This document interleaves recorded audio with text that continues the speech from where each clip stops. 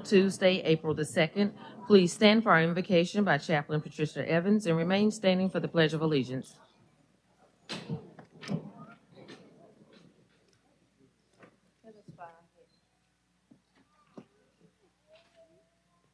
Let us bow our heads for a word of prayer. Most gracious and loving Father, we do bless and praise your name, oh God, today. So God, we thank you, God, for allowing us to assemble together again today, God. God, we ask, Lord, that you will be with everyone that's assembled here today, God. We ask, Lord God, that you would bless, Lord God, our council here today, Lord God. May this be a productive meeting in the name of Jesus. And God, we pray, God, for our police department, our fire department, God. We pray, God, for the mayor of this great city, God. And we pray, God, for our community, Lord God. Let there be peace in the name of Jesus Christ, I pray. Amen. Amen. To the flag of the United States of America and to the republic for which it stands, one nation, under God, indivisible, with liberty and justice for all.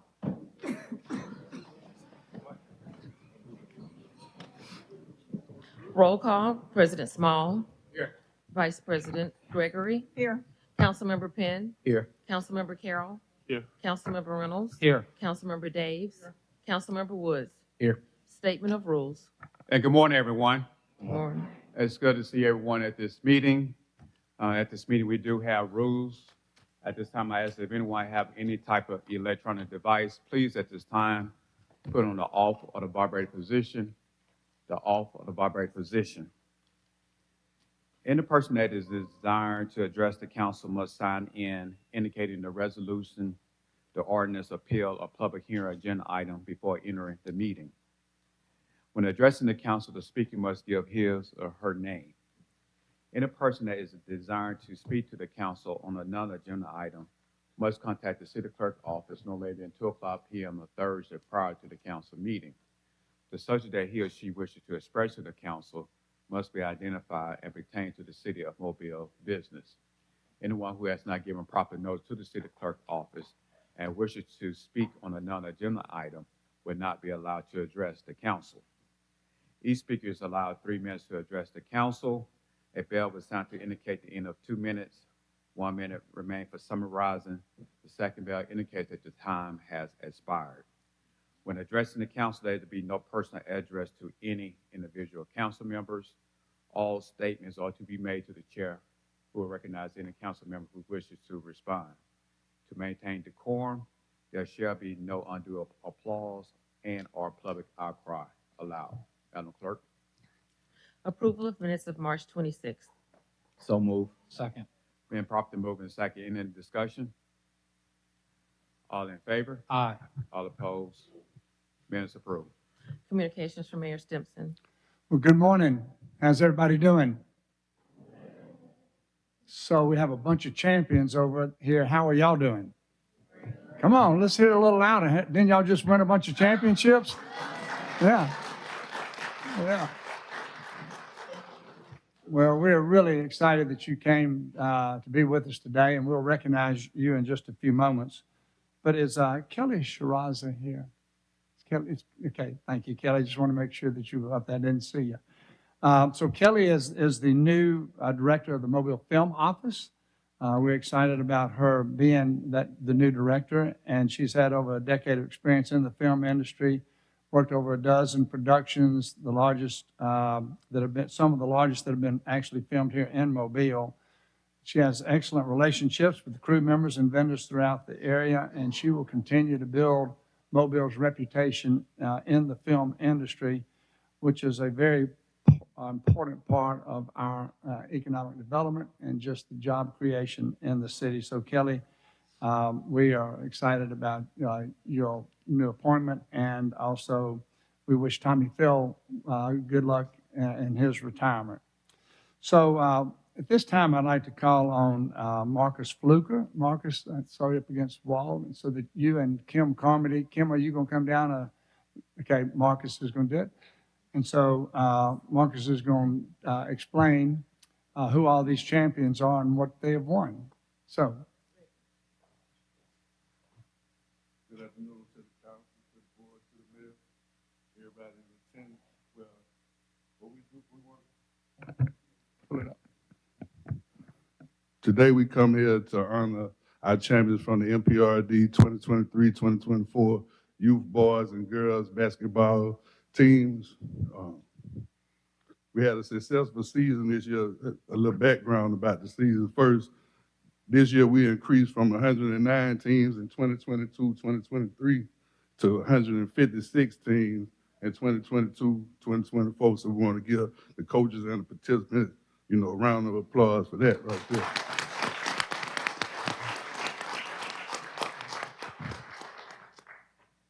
We had champions in 9 different divisions, 3 divisions in the girls' championship. So we'll start with the boys. We got 4U Trinity Gardens representing District 1.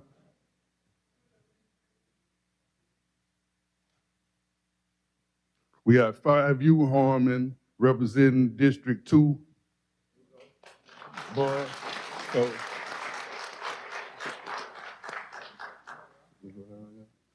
So as we introduce y'all, everybody that's in attendance, we want y'all to come down the front and stand to the end so we can get a team picture.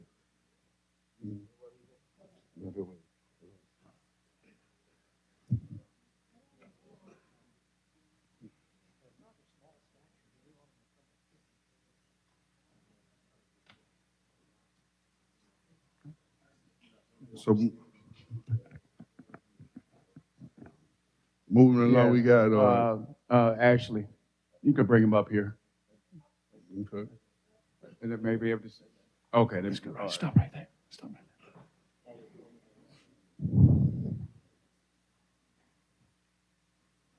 Along with that, we got 6U Spring Hill representing District 2.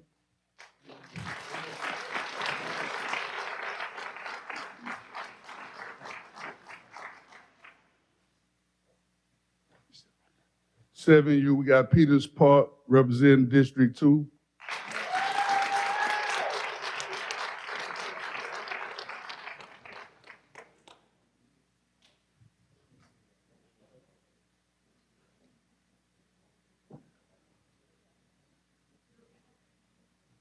AU, we got Spring Hill representing District 2.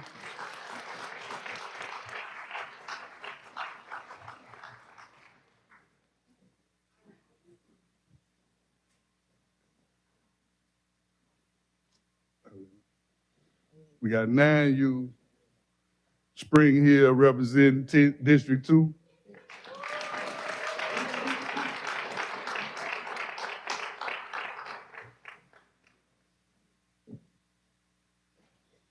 You we got Alabama Kings representing District 3.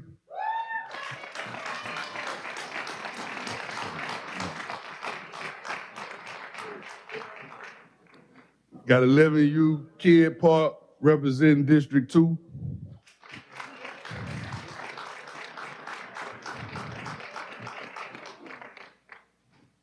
And in 12U, we had Figures Park representing District 1.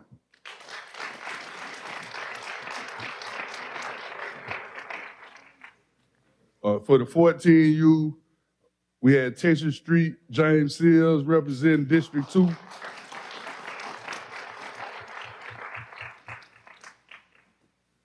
That's all for the boys champions. Want to give everybody a round of applause.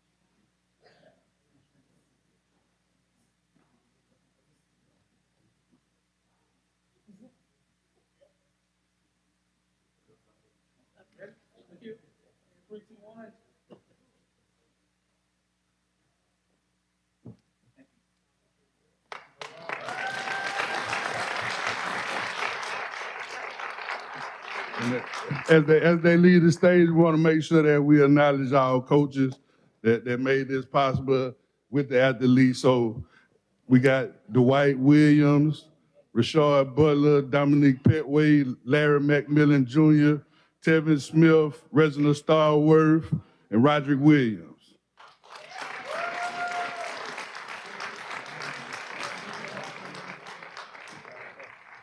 Coach Fluker, Coach, is there a future Mark Sears among them? It's a lot of them there. A lot of them. We got a lot of talent out here. It'll be something for y'all to see. Hopefully next season y'all get to come out and see some people. But we got a lot of talent in here. Very good. So we'll move along with the girls. We got girls champions as well. For the 8U girls, we got Horman representing District 2, coached by Dwight Williams.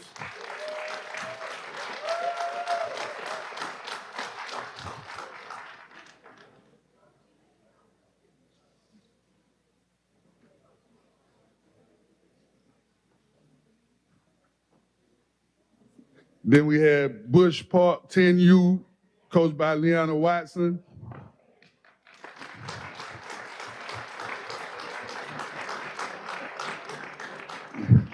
That Bush team also won the state championships in the ARPA.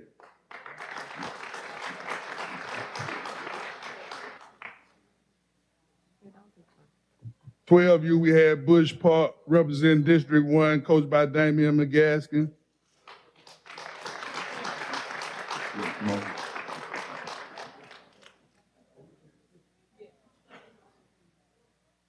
That's all for the girls.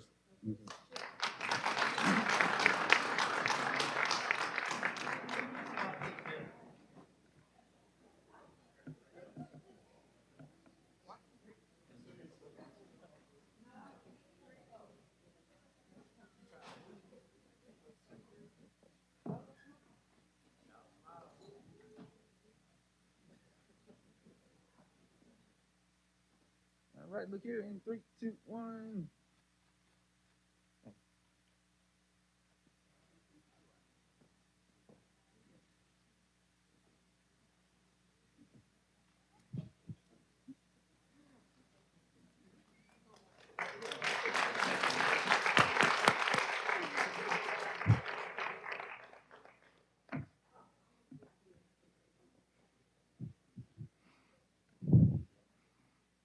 Like I said, we want to give a round of applause for our boys and girls champions for the 2023-2024 MPRD youth basketball season.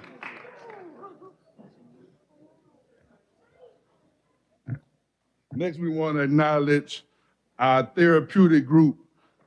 We call them the Mobile Hurricanes. We want to announce them that they won the gold medal in Montgomery on March the 8th for the Special Olympics Games. So we have them here in attendance. We want to give them a round of applause as well.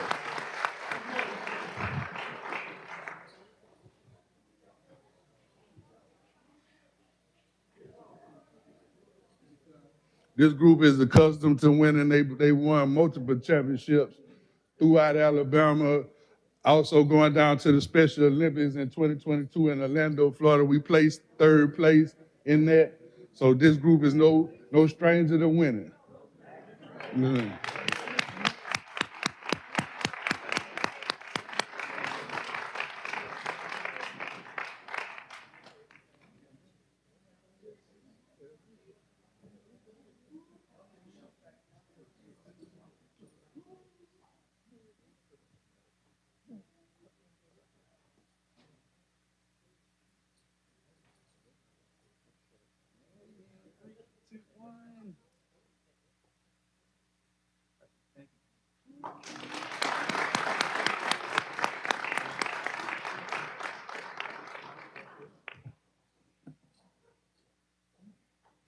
And that concludes the athletic portion for the MPRD 2023-2024 youth sports seasons. Thank you. Mr. President. Congratulations, Coach. Thank you very much. Thank you. Mr. President, that concludes my remarks. Mr. Carroll. Just a little chiding on my District 1 colleague down there. I want to let him know District 2 rules this city now. See where that talent came from down there, District 1?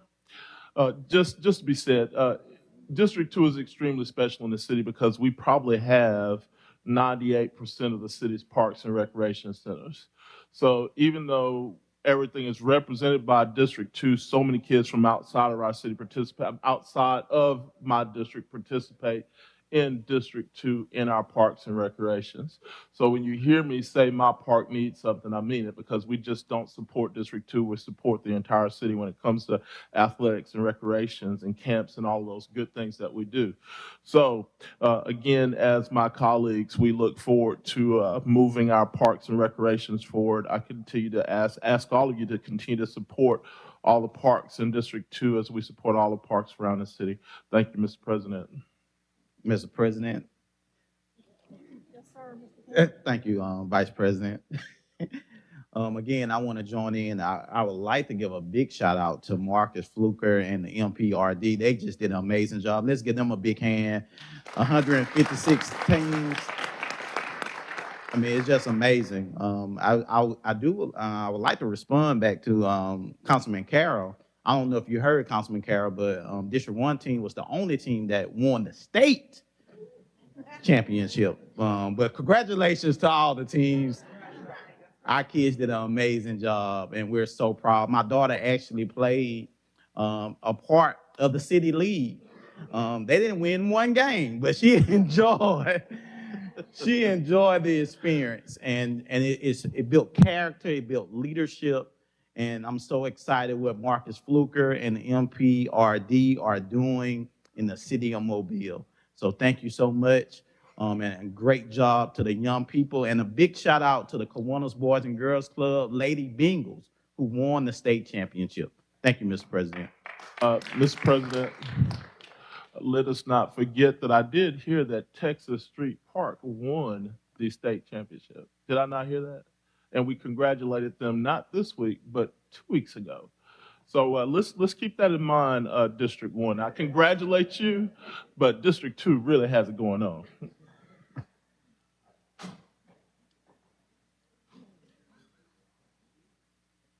At this time, I'm going to ask for the representatives from the Rate Crisis Center to please come forward.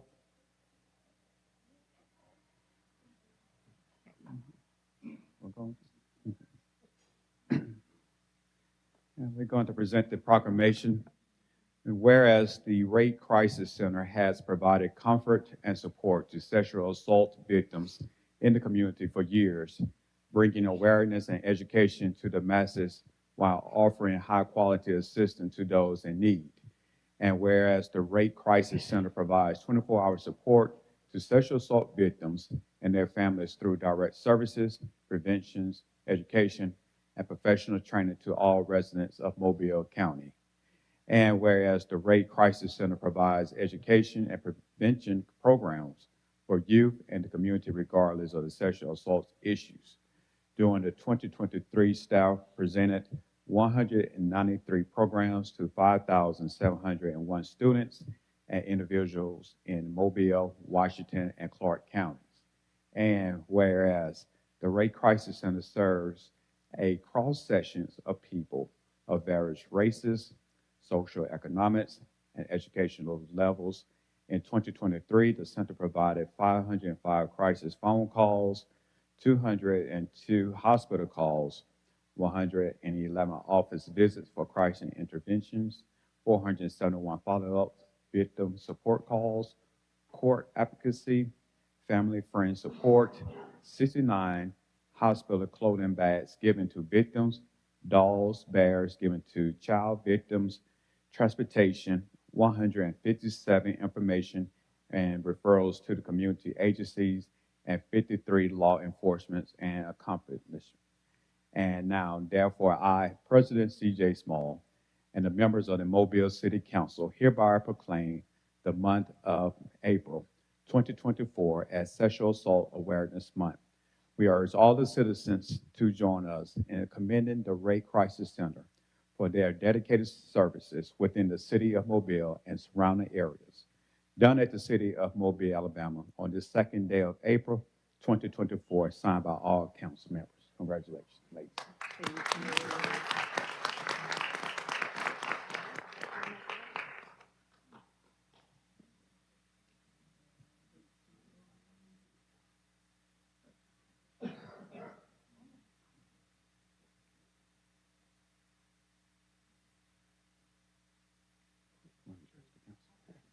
Good afternoon. Thank you to Mayor Stinson and the City Council. We thank you for your continued support for the Rape Crisis Center, Lifelines, the advocates, the survivors. We really, really thank you for your continued support. We see that you have on your pins.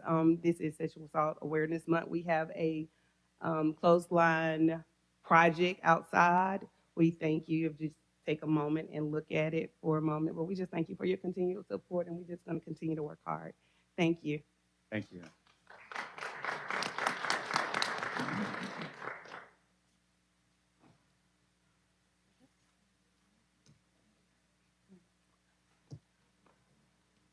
Adoption of the agenda.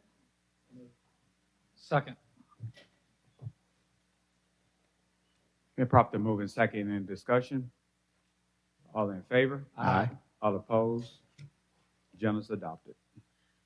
Appeals, we have requests for waiver of the noise ordinance on April 27th on Government Street, April 26th on Wimbledon Drive West, April 6th in Melvana Park and Langham Park.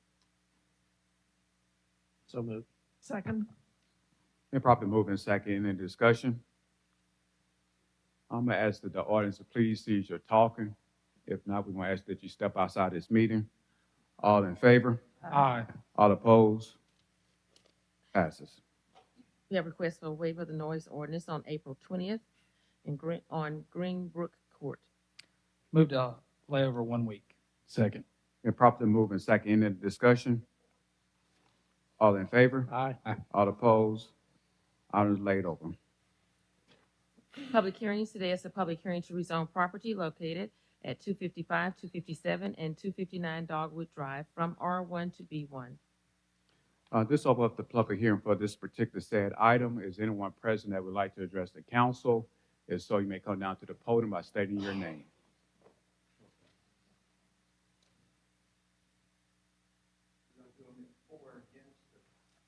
No, just the public hearing. You just come down.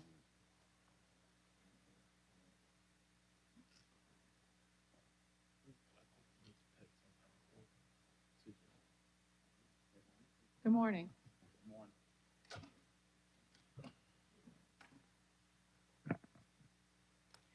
My name is Wanda Cochran, 465 Dauphin Street, Mobile. I'm an attorney. I'm here today on behalf of Stephen Bailey, who is sitting back there, and also some other neighbors who live in Government Street Highlands, which is the subdivision, which is the property that's at issue here. Before the council is a request to upzone residential property from single family, or excuse me, we have new zoning districts with the UDC. It will upzone the property from low density residential suburban to B1. It is important to understand that even if the B1 zoning is granted, that will still not allow the developer to build the project that he has designed, because it is the intent to have a drive-through bank. The tenants have not yet been identified, but the drive-through feature of a bank requires a minimum of B2 zoning. And in his application, he states that if he is successful here today, he will go to the Board of Zoning Adjustment to get a special exception to allow a bank. My client and others in the neighborhood oppose the upzoning. And there are two primary reasons for that. One is traffic, and my client will be discussing that with you when I finish. The other is what you could be called, this project is being proposed for, let me put it this way.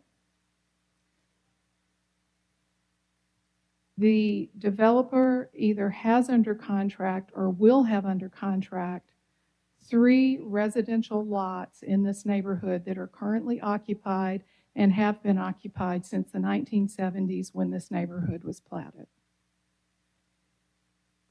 The proposal before you is to aggregate those lots into a single large parcel. I believe it's close to 3 acres, 2 or 3 acres. And then develop in the neighborhood this office complex. Okay? If you look at Airport Boulevard between University on the west and McGregor on the east, the south side, pretty much from the drugstore at the corner all the way to McGregor is residential, single family, and always has been. In fact, a new house was built in the neighborhood pretty recently. The one way to put the concern is that this project is just really the nose under the camel's tent, the camel's nose under the tent. And what I mean by that is if this project goes through, what will stop the next 4 lots from being purchased and turned into businesses, and the next and the next?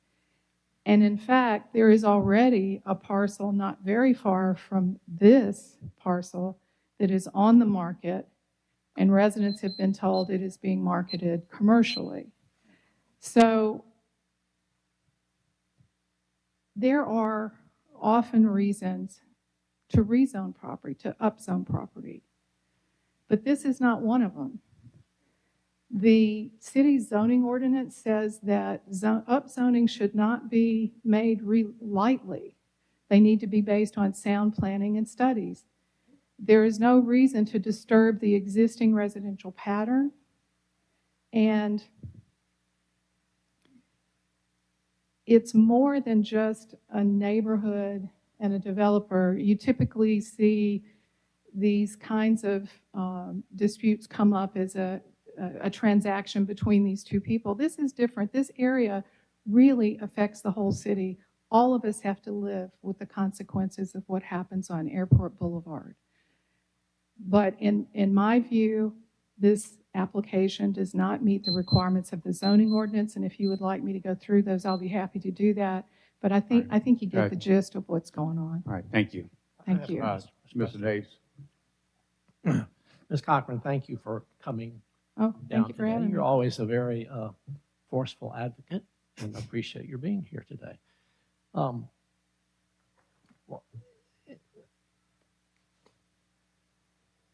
I believe it was the first meeting that Mr. Sad had with the residents some time ago. I attended that meeting. And as you know, and I hope all the residents know, if we go back and look at the corner, the southeast corner of The Airport University, drugstore. where the drugstore is now, for years and years and years, various developers tried to get that zoning changed from a residential to a business use. Correct. Councilman Reggie Copeland opposed it, and every time it came up, the council denied it. Councilman Joel Daves opposed it, and every time it came up, the council denied it. And then, in the last instance, the developer went to circuit court, and the circuit court directed us to change the zoning. You recall all that? I do. I've read the opinion. My concern here, I understand the concerns of the residents. I understand the concerns of the residents. I understand the concern that approval of this might lead to the entire south side of Airport Boulevard from University to Azalea turning into commercial use. But when you said that you were afraid that this might put the camel's nose under the tent. My concern is the camel's nose is already under the tent. After the circuit court stepped in, we've got the CVS on the corner there. My concern is, insofar as the residents are concerned, is that if the council denies this application, either Mr. Sad or some other developer will go back to the circuit court and ask for the council's determination to be overturned. And they will at that point be able to point to every other corner on that intersection being a commercial use. And the CVS, which is across Dogwood, being a commercial use. And be able to persuade the circuit court at that time to require that the council change the zoning on this particular parcel. Mm-hmm. In which case, it is possible that the residents could end up with a more noxious use and not have the concessions that Mr. Sad has made with respect to how this particular parcel is to be developed. And I wonder if you could comment on that concern for me. I could. As you know, council decisions on zoning are often appealed, and there is always legal risk when you make that decision. But a zoning ordinance is not like normal city legislation. Your power to zone is derived from state law, and your zoning decisions have to comply with all of the requirements of state law, and then also the requirements that you have imposed on that. Now, one distinguishing feature about the situation with the drugstore on the corner, and, is that going to, how can we deny that? That was prior to the UDC. Now, I have read Judge Stout's opinion, and I think it's important to note that the city of Mobile chose not to appeal that opinion. And so as a lawyer, you know that opinion has no binding effect, right? So that was before the UDC. We now have this fresh new ordinance, and just 2 years ago, the council determined that this area should remain residential. And nothing has happened in 2 years that would change that other than a very successful businessman with a great business plan wants to acquire property to expand his business. And that's what they do. But to say otherwise is to say neighborhoods have no right to retain residential zoning. Now, the city zoning ordinance is pretty clear. When you make your decision about whether to upzone something or not, it's supposed to be based on the comprehensive plan. And it's true, the plan is not a law. But what's the whole point of having all these plans? Well, the point is that not that they... I want to bring you back to the question, Okay. which was, I'm concerned that if the council denies this request, that at some point Mr. Sad or some other developer could appeal that decision.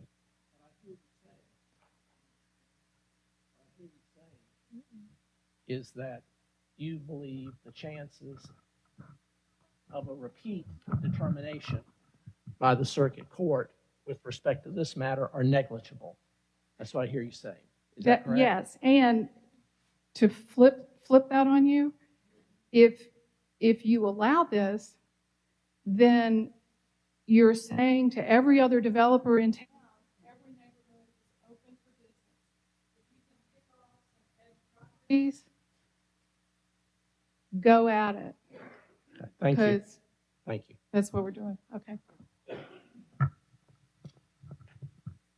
Thank you. Is anyone else that would like to address on this? Well, do you want to have it? one side finish and then go to the other? Oh, Or does it yeah. matter? Let's go from extensions.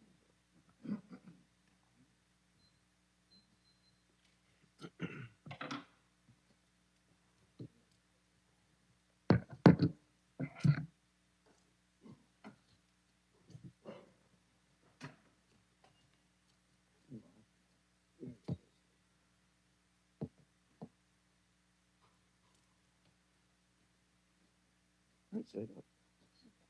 Right. Let's go. On the podium. Hold it. I'll put my notes.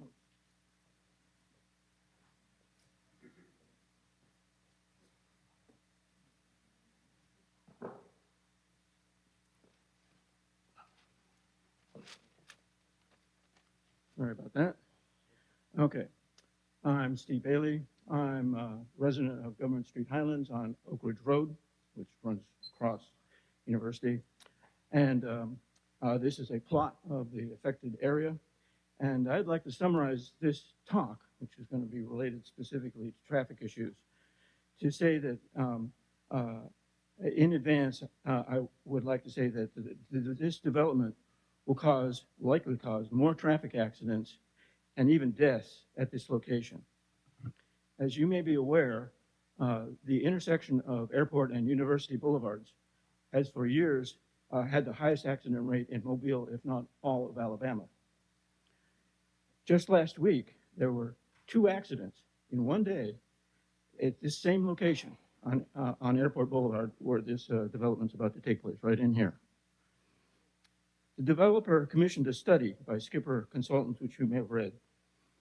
Although this was crammed with traffic flow data, it does not mention anything about the cause of accidents at this intersection. It's just about traffic flow. Now, focusing just on the area of the proposed development, these 3 lots, and not the north, which is another nightmare, there's an existing right-hand turn lane off of University Boulevard that goes on to Airport if you're trying to go east. And frequently there is a long queue, and many, instead of waiting for a favorable light, will crane their necks back to the west looking for an opening. The second person in the queue will sometimes follow the first person when they take off. But the problem is that the first person may abort because there's so much traffic right in here. And the second vehicle won't have time to decelerate. So there's a lot of fender benders right at that point. Next, throw into this issue the existence of people who are either exiting or entering Dogwood Drive, who these people in the queue are going to run right into. I mean, that's a problem right now. And that's a cause for a lot of problems. And moreover, there is a turn in the left-hand turn lane on Airport Boulevard. There's a little gap right in here, and people use that to turn onto Dogwood, or this is crazy, people actually make a U-turn right there. So the congestion right at this spot, which is only like 140 feet from here, is just huge. Okay, now the proposed development of Dogwood is going to exacerbate all of this because it's going to put more traffic right in here, because this is the developed properties, and they're proposing a turn in, turn out right there. That's only going to make things a lot worse. And in addition, this turn in here is less than the distance suggested by Alabama Department of Transportation for having a distance between points. They're also suggesting a right-hand turn in and turn out, and a turn in lane. That's not going to solve the problem either. Neither of those 2 things are going to help. So a review by Michael Smith, who is an Alabama Department of Transportation traffic engineer and also has a side gig as a consultant, produced a review of the Skipper report. And he found this to be incomplete. I think you probably all now have the Michael Smith's report. And not only is it incomplete, but the data in there are now out of date because it's too long ago. So And he also said that there are a lot of problems that are not mentioned in the Skipper report. I don't see how anyone in good conscience can approve this rezoning project without a complete understanding of the potential tragic consequences. Thank you. Mr. President, Mr. Reynolds. I didn't get the speaker's address. Do you mind sharing that with me so I know where you are on the map? Your address. Your address. 4671 Oak Ridge Road is my Okay, principal thank you. address, but I own properties on either side. In fact, I bought a piece of property that's directly on University to keep it from being developed. Okay.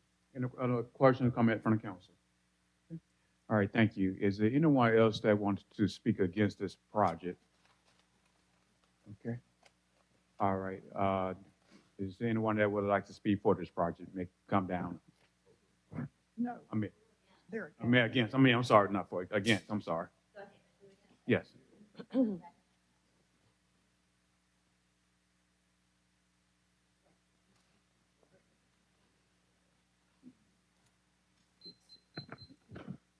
Hello, my name is Rebecca Bowen at 265 Dogwood Drive. I live with my husband and my 2-year-old son in the house adjacent to the properties that are up for discussion.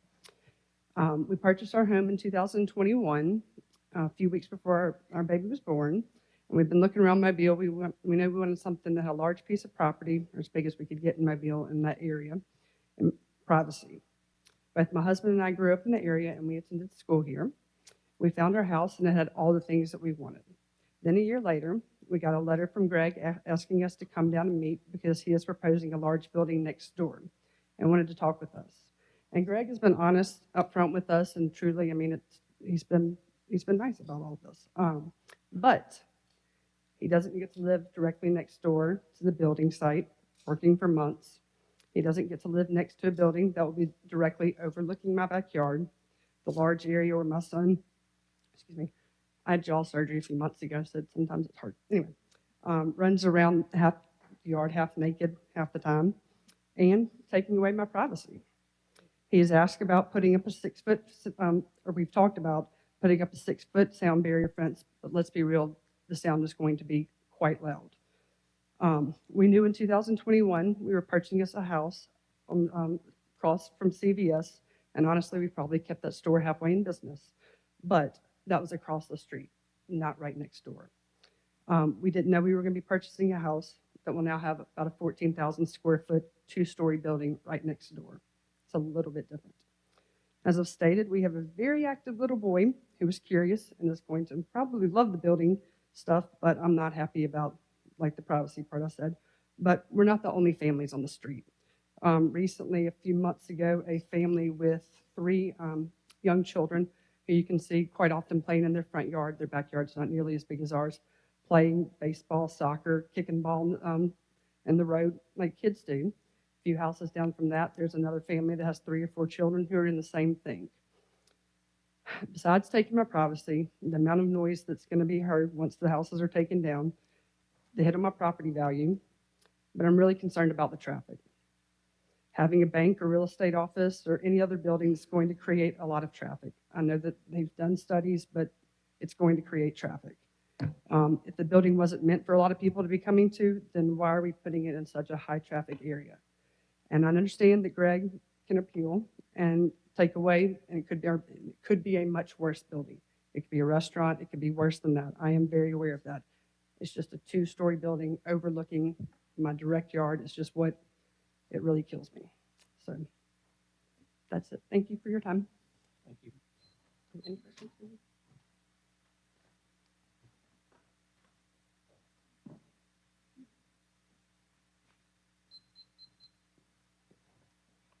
Good morning. My name is Evan Duffy. I live at 272 Summit Drive. I want to voice my opposition to the rezoning proposal for several reasons I'm going to share with you right now. First, I represent the 3rd generation of my family to reside on this particular property. My daughter makes the 4th generation. So my grandmother and grandfather built this house in 1955 on this street. It was the first house built on this street. My mother and siblings were raised there.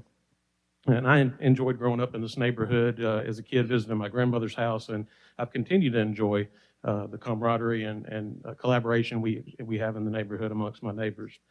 But I believe the proposed development is an affront to our neighborhood. Already, we're burdened with the proliferation of businesses across Airport, across University, now with the CVS. And I think that further development of that corner would negatively impact our community, which we love. And I want to share my reasons, my specific reasons of concern about this proposal. I know a traffic study has been performed. It claims minimal impact to the traffic flow in Airport. And obviously, I'm not a traffic engineer. I work in public health. But I want to dispute those findings because we were told the same thing when the CVS proposal was made. And those promises of traffic, no increase in traffic flow, and mitigation of any additional traffic flow. We're told traffic engineers had a plan.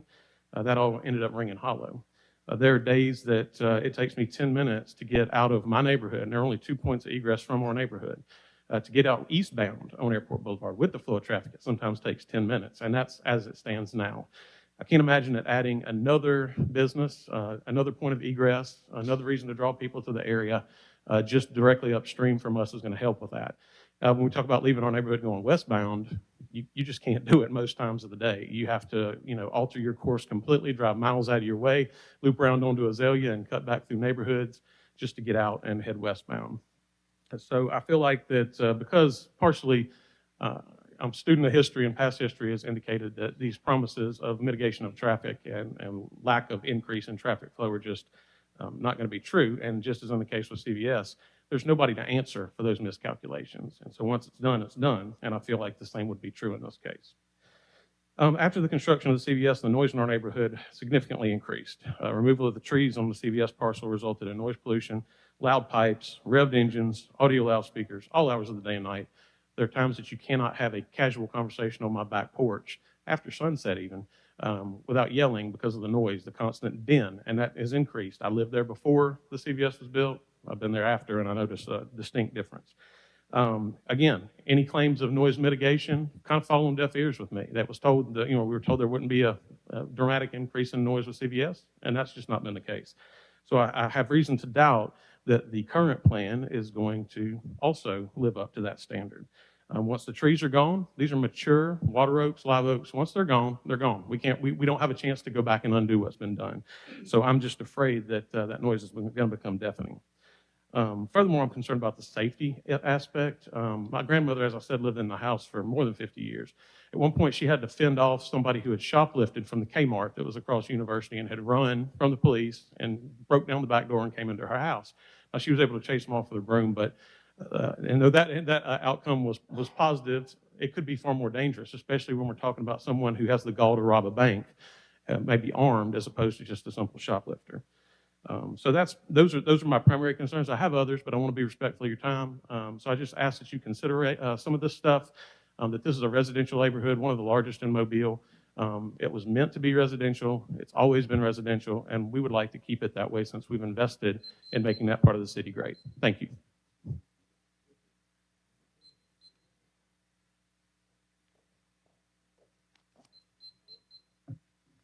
Good morning. My name is Christy Trout, and I live at 280 Summit Drive.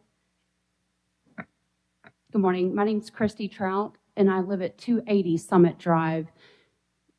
Summit Drive backs up to Dogwood Drive. So my property would be neighboring to this development.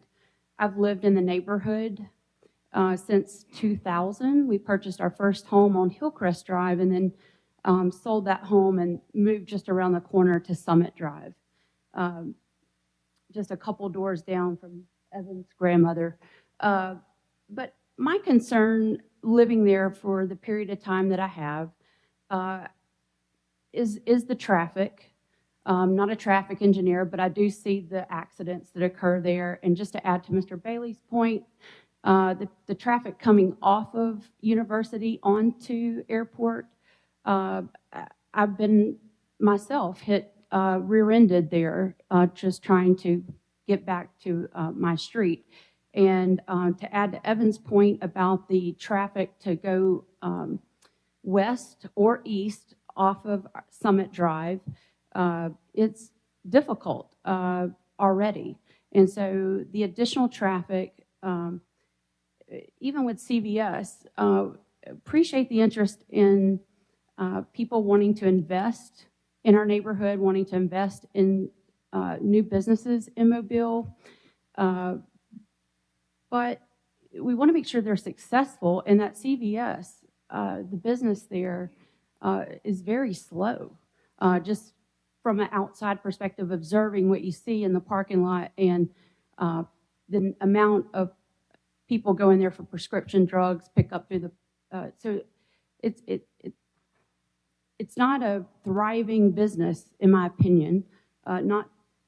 So you want to make sure what is going in there is going to be successful.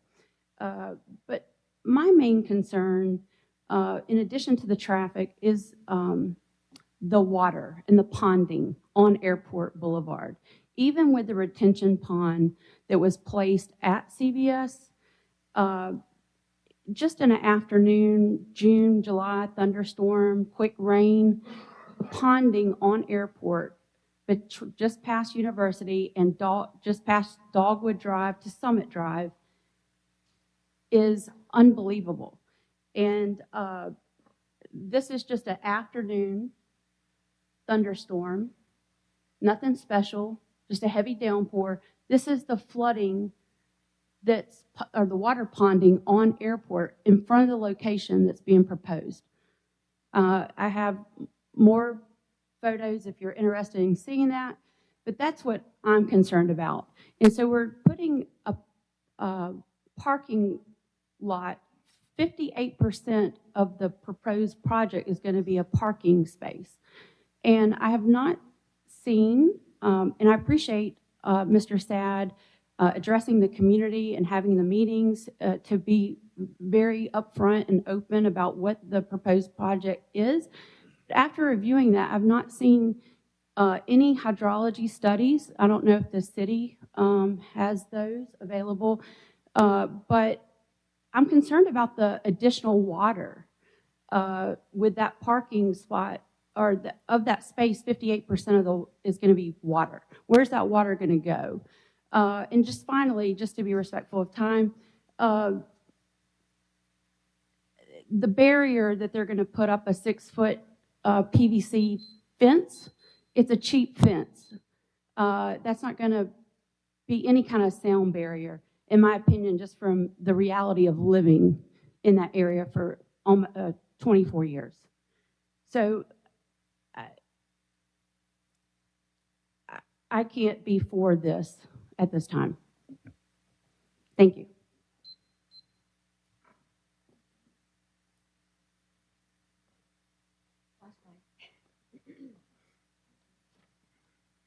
Good afternoon.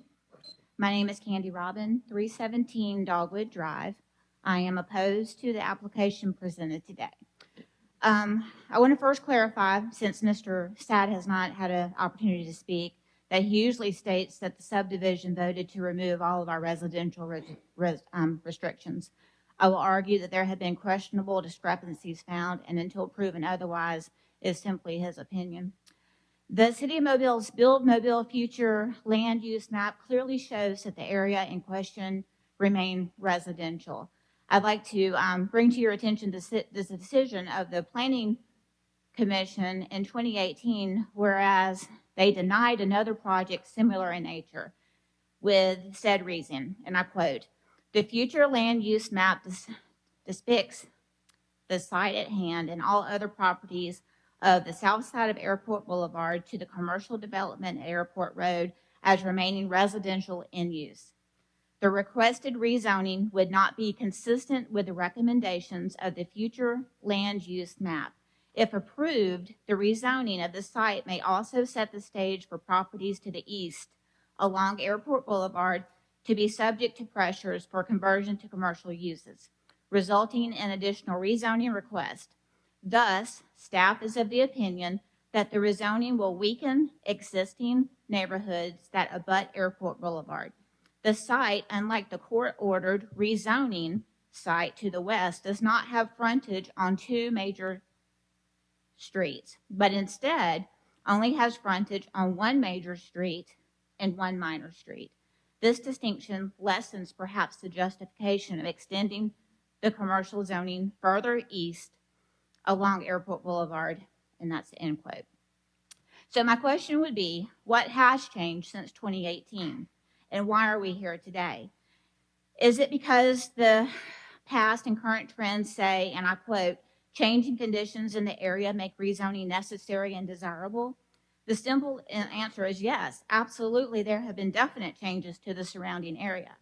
And if allowed, the developer and the homeowner supporting the application are creating the very change that they are currently using as a means to convince you that the land is no longer suited as residential living. In fact, I would argue that the homes, all of which are currently occupied, are absolutely viable as residential.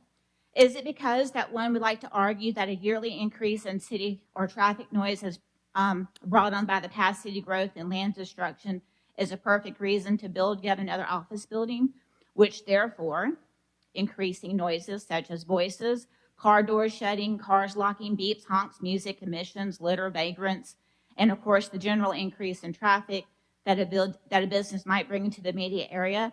I would argue otherwise.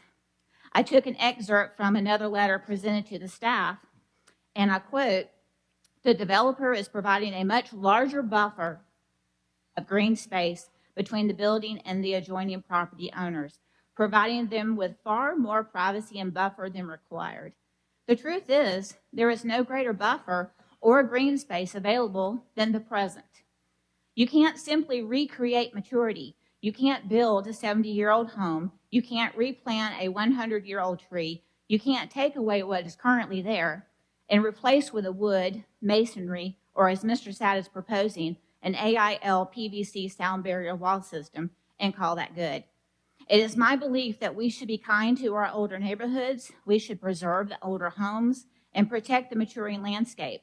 How does one become historic if not allowed to flourish in age?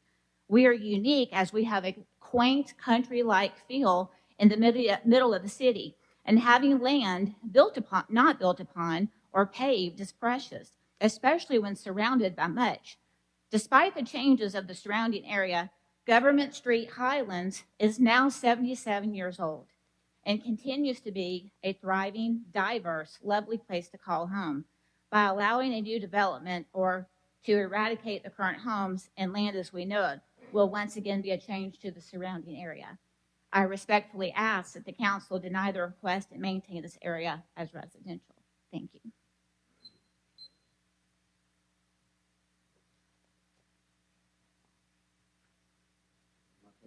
Is there anyone else that's against? Good morning, Sabrina Mass. I definitely support the people speaking, and Ms. Wanda Cochran, thank you. And you definitely are recognized as a forceful advocate. I like hearing that. Speak towards me, Ms. Mass. I'm getting to that. So I want to say I definitely support this group, and everything they said is totally 100%. And I have a question. When are you guys going to start considering preserving people's subdivisions and where they reside? Most people, if not all people, buy homes, properties, or whatever because they like it. They like the surrounding. They like the scenery. They like the quietness. They like whatever it is that they like. That's why they're there. But you guys are going into all subdivisions, destroying it. I'm from Texas. And just in case y'all didn't know, Alabama really is known for their trees and the beautification of this city. But if you keep putting building, apartment complexes, and all kinds of things, just destroying subdivisions, you no longer will have a Mobile that is called beautiful. So I don't understand that because I'm a proud Texan, but I do represent Mobile very well and to my best of my ability. When are you guys going to start considering the people's voices?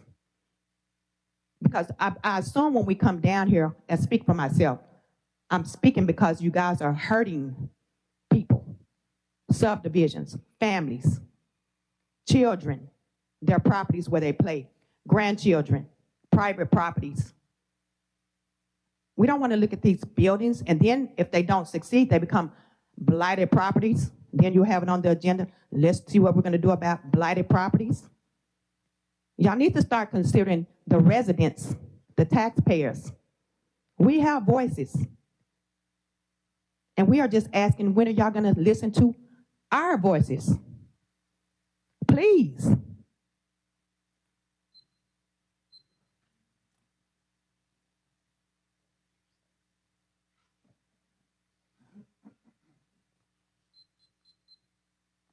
Good morning. I'm Greg Sad, the guy they're talking about. But, so I just want to make a few comments this morning. First of all, thank y'all for coming down, all the neighbors that came down. Sometimes you just need to come in and voice your thoughts. I think that's very important. I will tell you there's a number of things that I'd like to clarify. First of all, there's this misunderstanding about continuing to build commercial to the east. I had a discussion, a deep discussion with one of the folks that came to one of the meetings, and they were all concerned about this issue. So I commissioned a title company to run the title work all the way to McGregor from this site, all the way, provided it to them. There are deed restrictions all the way to Azalea Road on this side of Airport Boulevard. Why is that important? Because this property, the reason it's part of this application is because the neighbors, through their own legal process, removed all the restrictions. Let me please state that a little differently. They didn't alter their restrictive covenants. They terminated all the restrictive covenants. There's a big difference. They could have altered it and said just residential in this other areas. They didn't. They terminated them. The other properties from to the east, even the property abutting my application, is deed restricted. So the only way it can be used for commercial is if the neighbors decide that it's open for candidate properties. That's a fact. So not to dwell on that too much, but it's just not something that could happen. It would already have happened. Flooding, water. I think if you will go back and look at the Planning Commission minutes, you'll see that we agreed to institute a stormwater management plan much higher, much more rigorous than is required by the city. Much higher. And in fact, the city engineer at the Planning Commission gave his opinion that he thought, and I don't want to quote him perfectly, that this could actually contribute to helping the area because the entire Jackson Heights area sheet flows into Airport Boulevard, and this project would be beyond the requirements of the city. We've committed to that, and retaining that water in a much better way. Now, this is B1. Our ordinance specifically says that B1 is designed to be abutting residential neighbors. That's what it says, quote. And in fact, LB2, when you read the LB2 requirements, by definition, this property qualifies for LB2. Councilman Days was bringing it up. Whether it's the B1 with me or LB2 down the road, it qualifies for LB2. You can read the ordinance yourself. We have gone to great lengths to meet with the neighbors. They've been very cordial. Everybody's had an opportunity to discuss. We even held an on-a-line meeting with the traffic engineer and asked anybody who wanted to come. For those who were notified, I get it, which were more than what was required. They could come and speak to the traffic engineer, ask any question they wanted. We had 2 or 3 did participate. So we've had 2 neighborhood meetings and 1 extra meeting with the traffic engineer. So I think we've gone way beyond what we were supposed to. The property does qualify for this zoning. It's there. So I'm willing to answer questions. I'm willing to talk about things, but I do believe in the end, this property is qualified for this minimal zoning.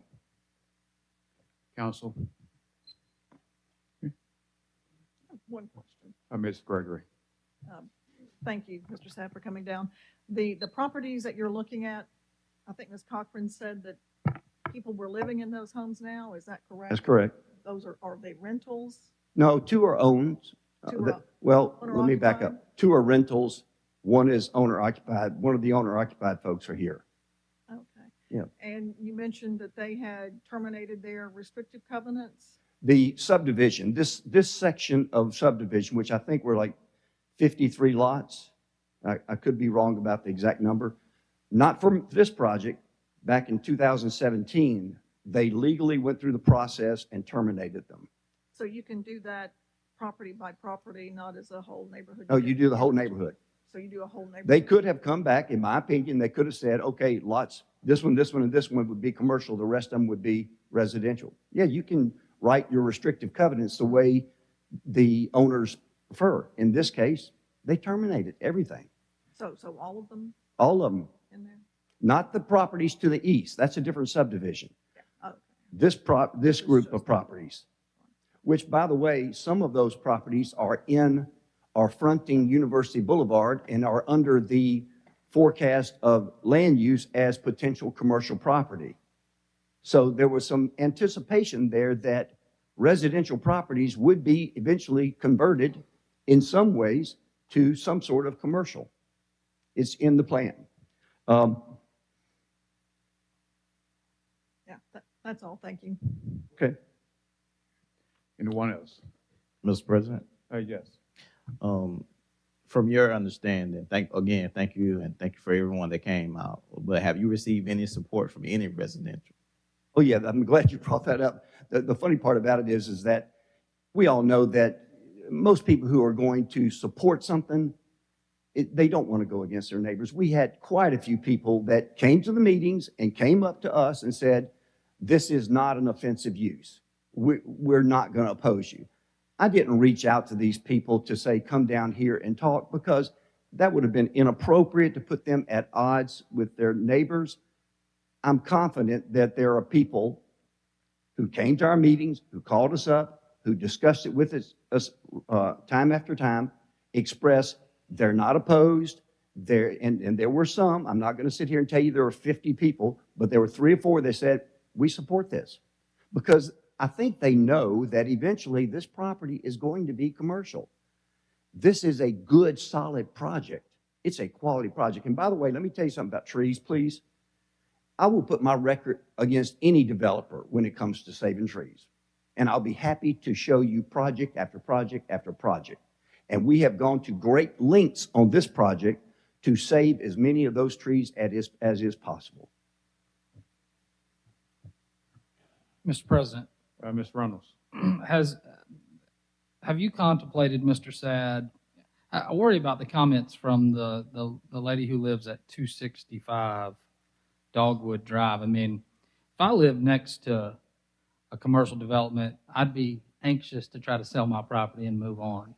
You got 3 lots here, 255, 257, and 259. Have you contemplated not using lot 2, the 259 Dogwood? We played with a number of ideas on the use of the total property. Yes. Has that been high on the list? No, because it didn't quite get there yet, because you've got a certain amount of parking you need. We're squeezing it in because we've got a lot of setbacks, deep setbacks. And by the way, let me make this note. Your ordinance calls for 15% greenscape. That's what the requirement is. We're near 40% greenscape. That's a big deal. And not many developers will give up that kind of land for greenscape. It would be a beautiful project. Now, back to your question about whether I would consider not using that and keep it as a buffer. I think in the end, if it needs to be on the table for discussion, I think that is something we would consider. We did consider it. It's not out of the question. So, and another idea or thought is closing off part of Dogwood. Has that been contemplated? Well, Say yeah, at it the- at was the prop- contemplated, and if you'll look in that restrictive covenants, and I encourage all of the council members to please go in there and read the entire, if you want to, it's like 140 pages, the application, but there's a lot of duplicate because of the application process. In there, we put in our restrictive covenants that provided the city allowed us to build the left turn from westbound into the site, we would not pursue a dogwood curb cut, okay? Because you want to have good flow. Well, the city traffic engineer came back and said that, and I'm paraphrasing, we prefer you have a, not that left westbound, but put a curb cut on that lines up close with or in the area of CVS's curb cut and make it right out, left in only. And that's what we're planning right now. It's a right out and left in. I do want to make this comment about that Dogwood. Dogwood needs a sign right there that says right turn only. What's happening is y'all have that little bit of a small area across that some people come out of Dogwood and go, they wait for the traffic to be slow and they take a left. Well, that needs to end. Obviously, there needs to be a sign right there that says right turn only. But by the way, the traffic study, when we were running the counts, only one person during that same time frame of the counts made that left turn across Airport Boulevard to go westbound. So, but it still needs to be a right turn only right there. Mr. President. Hey, Ms. Wood. Mr. Sad, I'm trying to, in my mind's eye, trying to recall back on the presented layout and everything of the development. Your stormwater management, that's on the, I guess, was it the 259 lot that Mr. Reynolds referenced? That's stormwater management in that back parcel, I guess. Am I remembering that correctly, or? No, the way this yes and no. You know, early on when you're developing a set of plans, one usually comes up with preliminary calculations and planning because you want to mix your landscaping in the right locations and you don't want it to have an impact on trees you're trying to save. So in this case, because we're trying to save so many trees, we're having to spot the storm water in different locations. But to compound that, we're also going, as I said, beyond the requirements, and it's a serious, the term is 100-year, 2-year, and if you'll go back and talk to your traffic engineer, he'll be able to explain to you why that is way more than, not traffic, but your civil engineer for the city. As it's going to turn out, probably going to have some underground detention so that we don't have to undermine the root system of the trees. Before I forget, if I may, the fencing that I proposed is not a cheap fence. We build those same sound walls for FedEx around the country. And I'm telling you, it is an expensive fence. And the reason I proposed it is because I wanted to have a system that allowed us to meander around trees that are right on that line.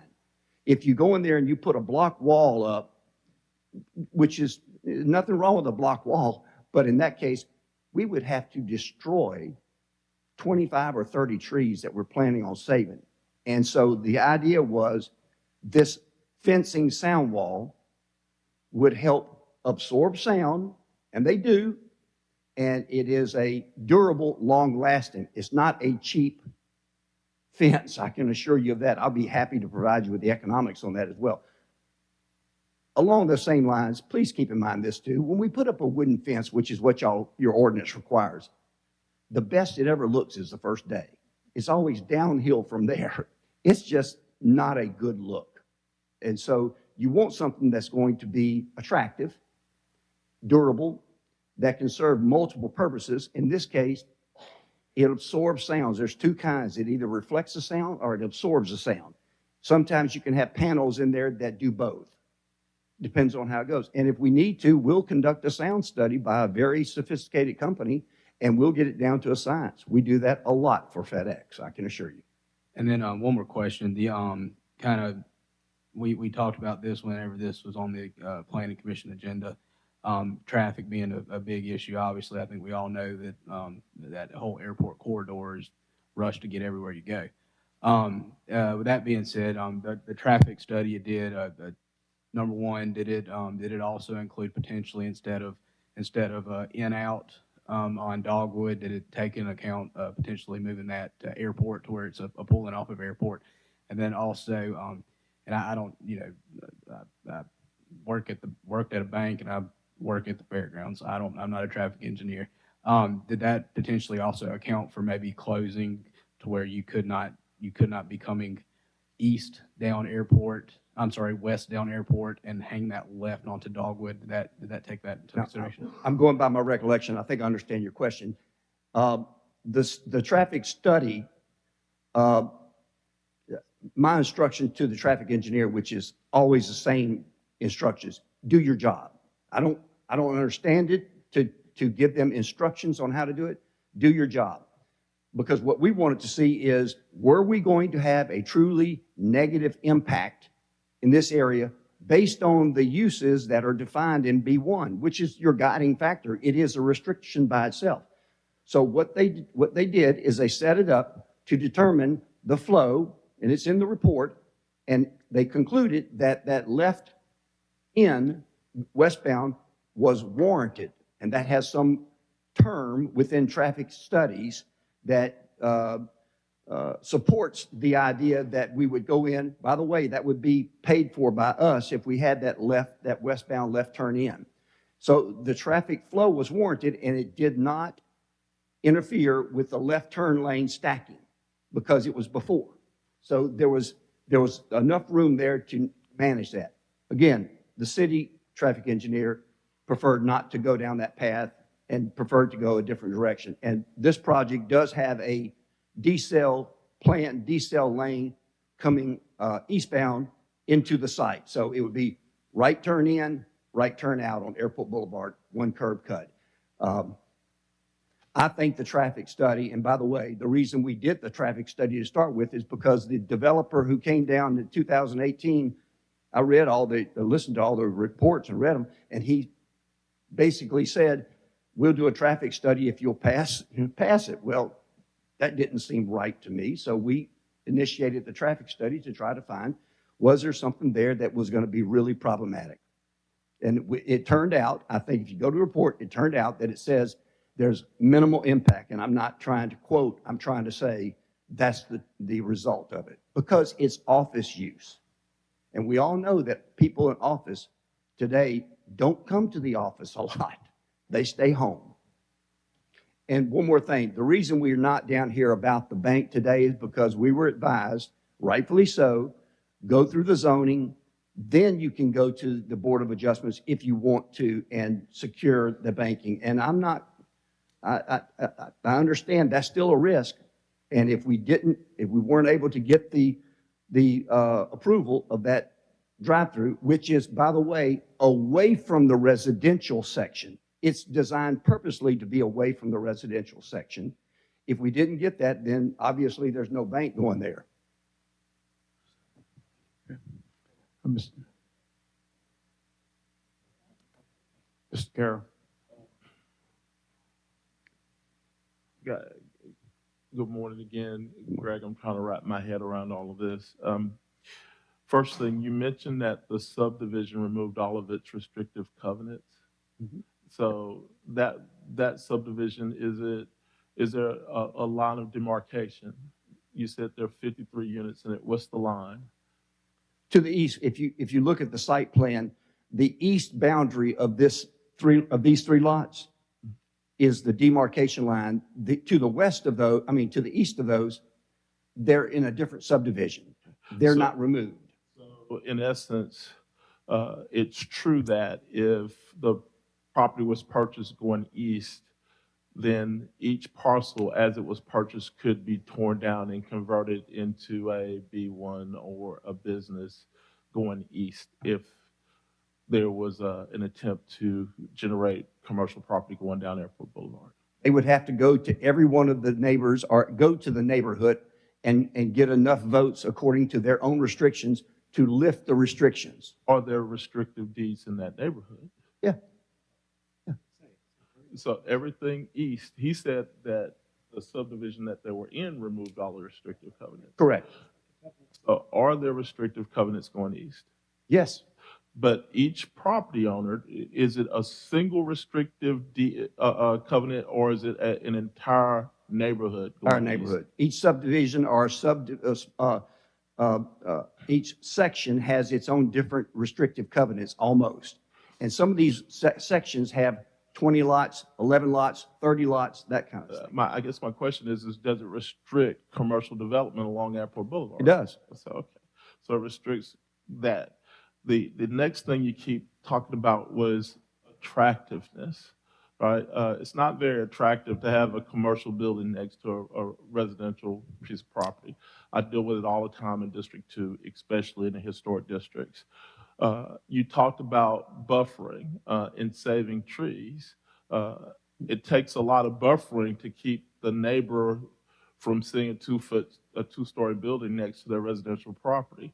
How are you going to prevent that? How are you going to do that is that overstory trees or understory trees? And is it going to be green enough that they don't see your building? Yeah. That's the next question.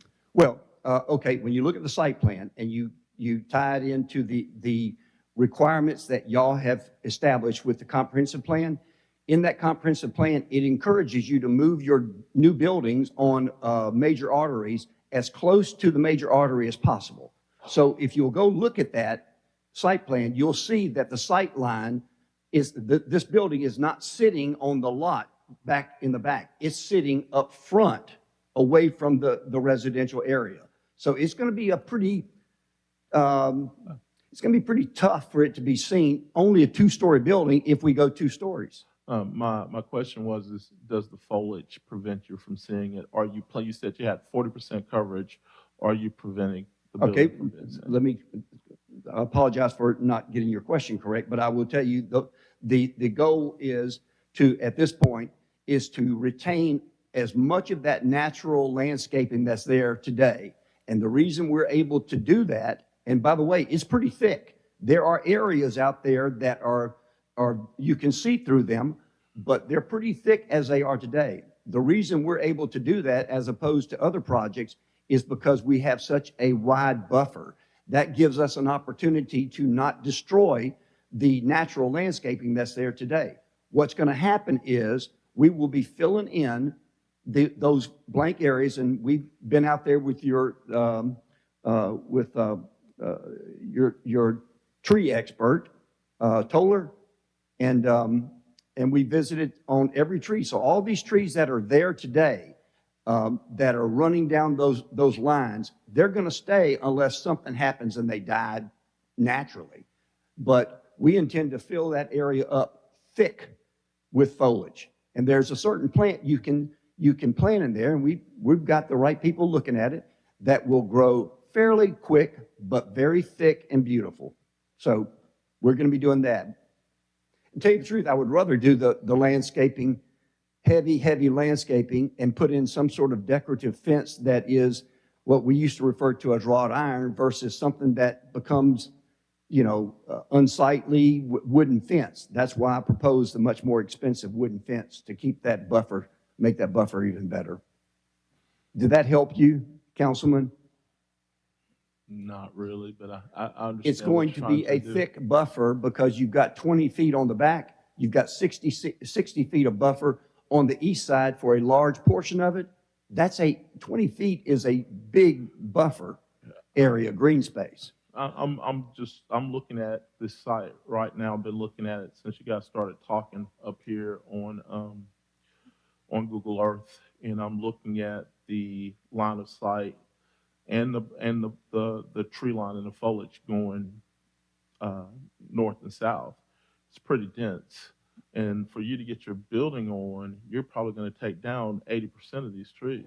I don't know if it's going to be 80. Well, look, no, that could be correct. Right, because from what I heard you say and what I've read, the size of the building and the parking lot requirement for the number of spaces that it takes, and also for the drive-through and turn lines, you're taking 80% of this down, and you're probably only going to leave up a certain amount along the property line to the east.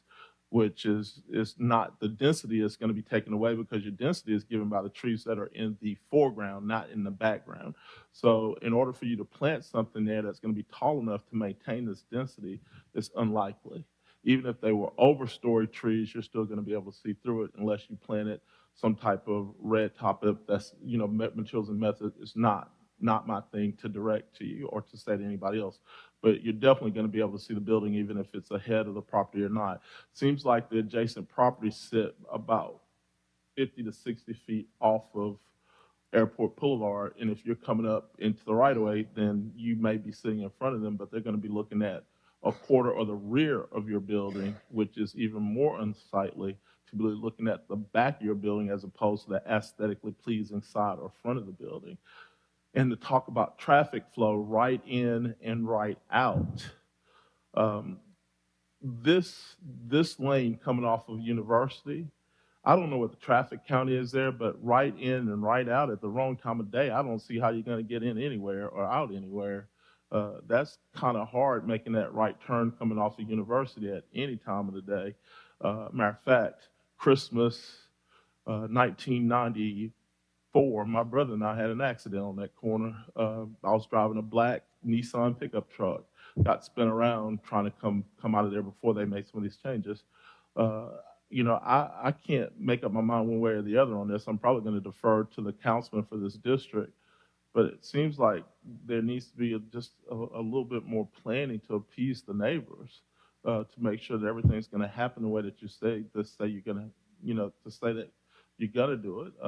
What happens up front, and what's to say that in the future that each individual property owner will not sell off and take away the restrictive covenants from the neighborhood? Yeah, that's certainly their prerogative to do that. That neighborhood's aging and people change, the lifestyle changes. And that's a scary thing to think of how the lifestyle may change in some neighborhoods. We deal with that a lot downtown. Let's see, future neighborhood, I think got involved, but the trees, the traffic, the water I can't talk to because I don't know. You're saying you're using underground storage tanks out there. I can't talk to how it's going to get out and where it's going to go because I don't know it. I haven't seen any of it. It's pretty common when you're trying to retain water on a site and save as much green space as possible. You don't want to disturb the surface of it. It's not uncommon. Yeah, but Greg, as a builder, underground detention requires a lot of stone, a lot of, matter of fact, 57 limestone, which is not very good for trees and root structures. It takes a lot to maintain the trees, and when you're doing that type of retention, normally it's away from the trees and held on another part of the site.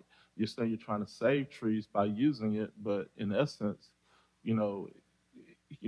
from builder to builder, we know what we have to do in order to save the trees to maintain that type of landscaping on that type of a property.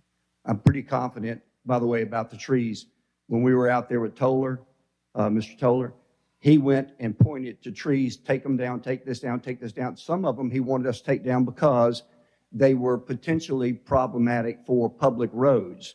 There are a number of pine trees on this site, which when you look at them, they've got to be strong. They're so tall and big. They've been through so many storms. So you would think they should have some opportunity for saving. He proposed that we consider taking them down if they had a chance of falling into the public right of way.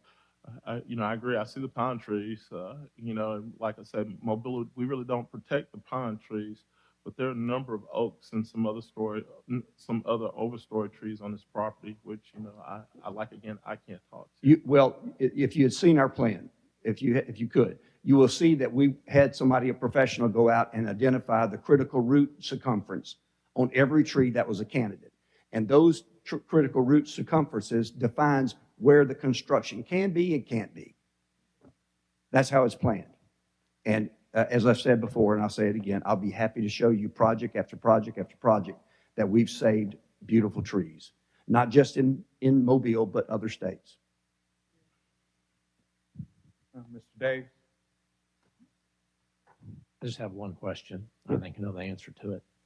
What's before us the original plan involved a left turn, a new cut in the median. Right. On Airport for those traveling westbound to turn into your project. Right. What's before us now does away with that. Correct.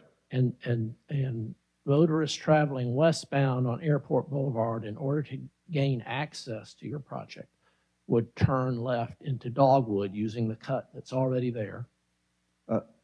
I would hope that y'all would end that. But that's up to you to Pardon do. me? I would hope that y'all would curb that out so that can't take place.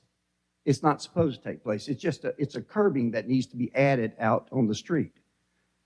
How will people traveling westbound on Airport access your project? Well, right now, there's a legal U-turn right there at University, so you don't need to turn to Dolphin. You can turn right there.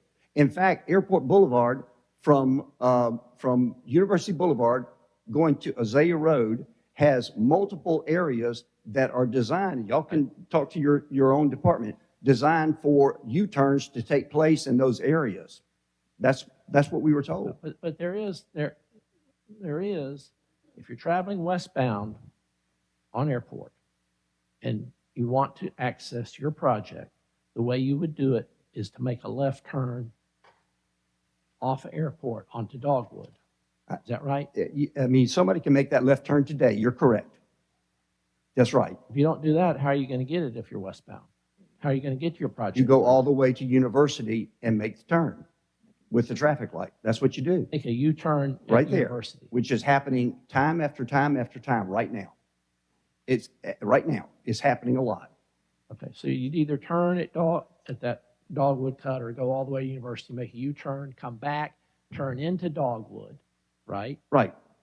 Well, if you were headed eastbound, on Airport, whether you turned at University or whether you hadn't turned at University, you'd access your property by that little slip cut. Yeah, You wouldn't have to turn into Dogwood.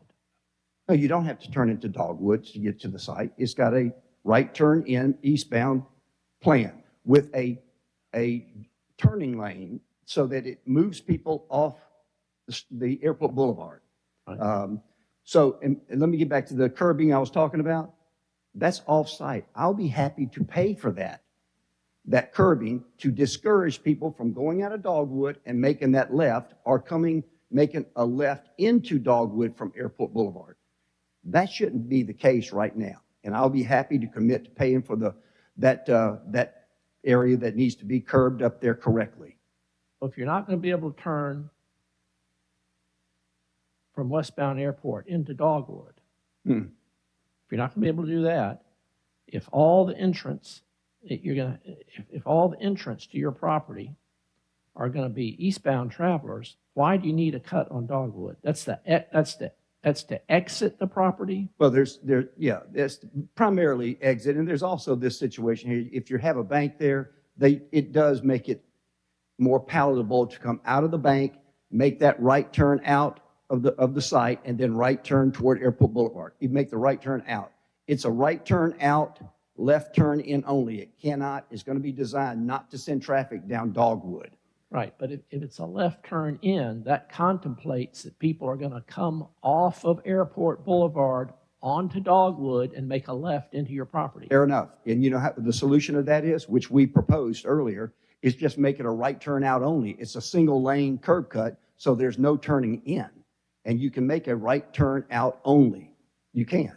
But the city wanted you to have a left turn They in. didn't describe it to us. They just said, put it there like CVS. When you go over there to CVS, and I don't want to say that somebody actually directed, but when you give engineers instructions, okay, it's going to be a left in, right out.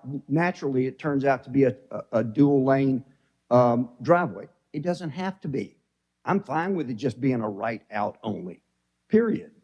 So that there's no traffic coming in that direction. Okay, thank you. Anyone else? All right, thank you so much. Thank you all very much. Is And there again, I want to thank the neighbors for their participation as well. Is anyone else would like to speak for this? If not, no, it was for. Against.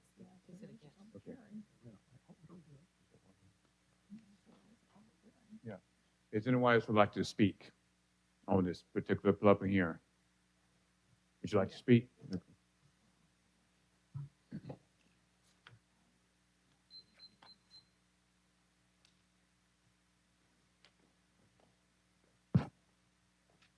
Hi, my name's Heather Stewart. I live at 276 Summit Drive. I'm in between Mr. Duffy and Mrs. Trout.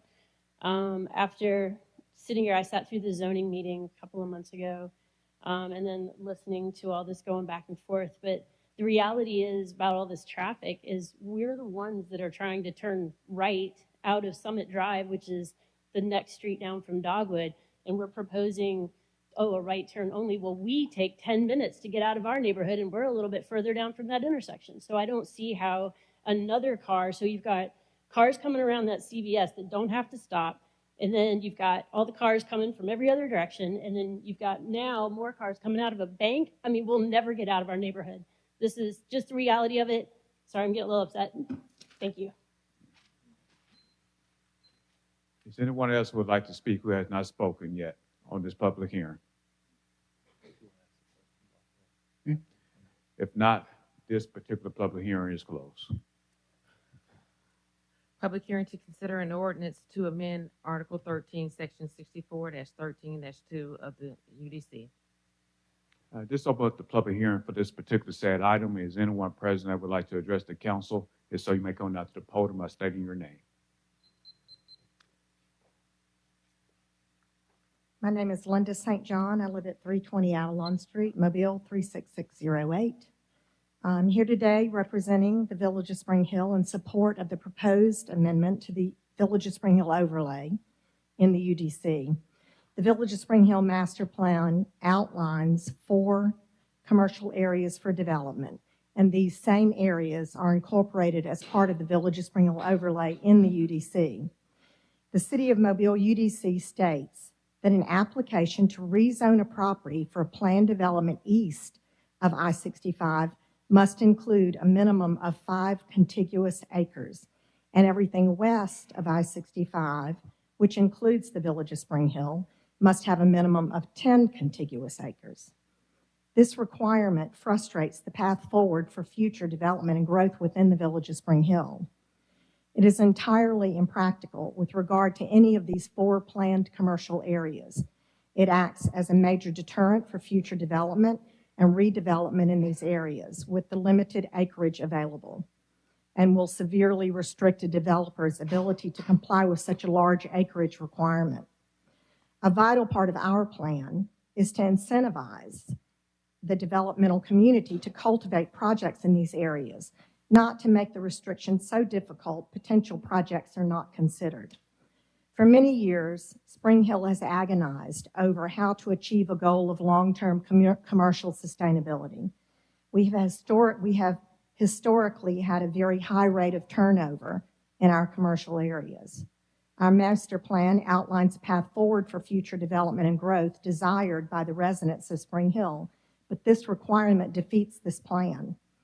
We feel the proposed amendment to reduce the minimum contiguous acreage requirement down to 4 acres in the village is a reasonable compromise that allows for development and redevelopment within the commercial area of the Village of Spring Hill while still maintaining our standards and control. Please consider supporting this amendment to the Village of Spring Hill overlay in the UDC that we feel will encourage the type of sustainable development envisioned by the Spring Hill community 18 years ago when we all came together to develop our master plan. Thank you. Thank you. Is there anyone else present that would like to address the council on this particular said item?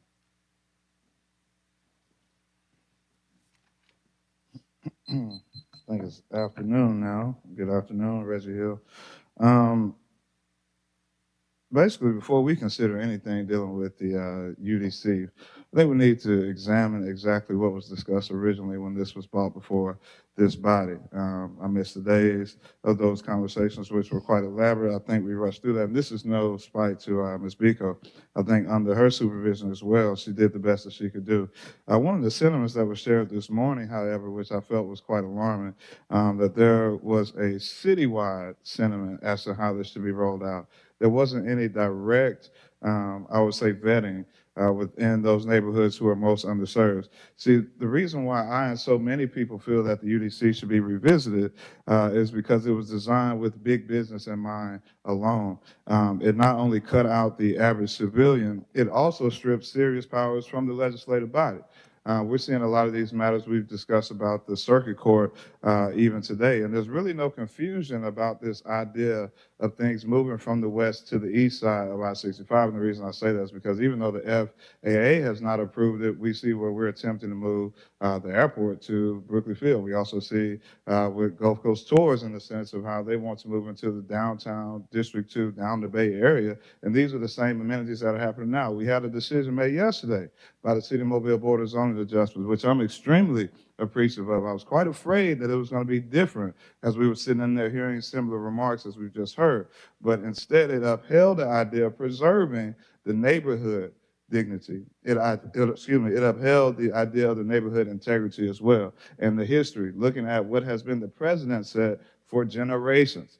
So anything that we're dealing with on this UDC, I think we need to look at the idea of how we're going to preserve our communities first. We've heard a lot of sentiments with that. Today, we're seeing that the residents are being looked over for business as well. I think that any of these decisions, before they go to a circuit court, they need to come back before here. And that's dealing with the Mobile Board of Zoning Adjustment. So anything that's on this, dealing with Section 64, before we go into amending and getting these, I would say, acreages, more so itemized, let's look at the holistic piece of what this is, because I think we're going to continuously see this. One more example, and I'll be brief because we have a long meeting thus far. We saw this with the property at Broad and Government.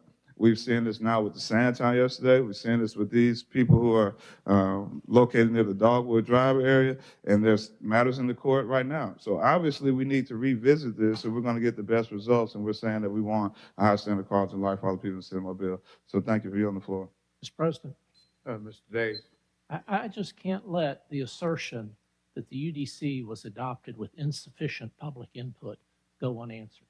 And I would like to ask Ms. Biko to come up to the podium and talk about the effort that was made and accomplished with respect to public input to the UDC. You can stay there. I think it's important for the people out there in this audience and the people that end up watching this to understand that the assertion that there was no public or insufficient public input to the UDC is totally without merit. Thank you, Mr. Dave. So as you all are aware, this was a 4 or 5 year process. It was an iterative process, which initial meetings, anywhere from 500 community residents at one meeting down to 5. We went wherever we could in council meetings and meetings that were identified based on a community plan, a communications plan that was laid out by the city. So throughout that 4 or 5 year iterative process, that resulted in over 200 plus community meetings. We had them where maps were presented so that people could visually see and understand the geography that the UDC would impact. For stakeholders who were more interested in the substantive code elements, the legal documents, those documents were presented multiple times. And at every stage, there was what we refer to as a public input report. And so that identified each and every question that we received, and in turn, we presented a response to each and every question that we received. All of that information was made public on the Map for Mobile website. We had documents at all of the City of Mobile libraries for those who are not proficient on interfacing with the computer or digital resources. And we had sit-down sessions with smaller groups, one-on-one. Whoever asked, the team of city employees and representatives met with whoever was interested. So that engagement process was a critical component of the UDC to ensure that the public sentiment, comment, and feedback would be incorporated into that. Now, as you can imagine, over the course of those meetings. We heard lots of dialogue, lots of feedback, lots of public hearing, and a lot of that information had to be reconciled and presented back to the Planning Commission and ultimately to the City Council to try to digest. And at the end of that was the result of the document that you have in place today.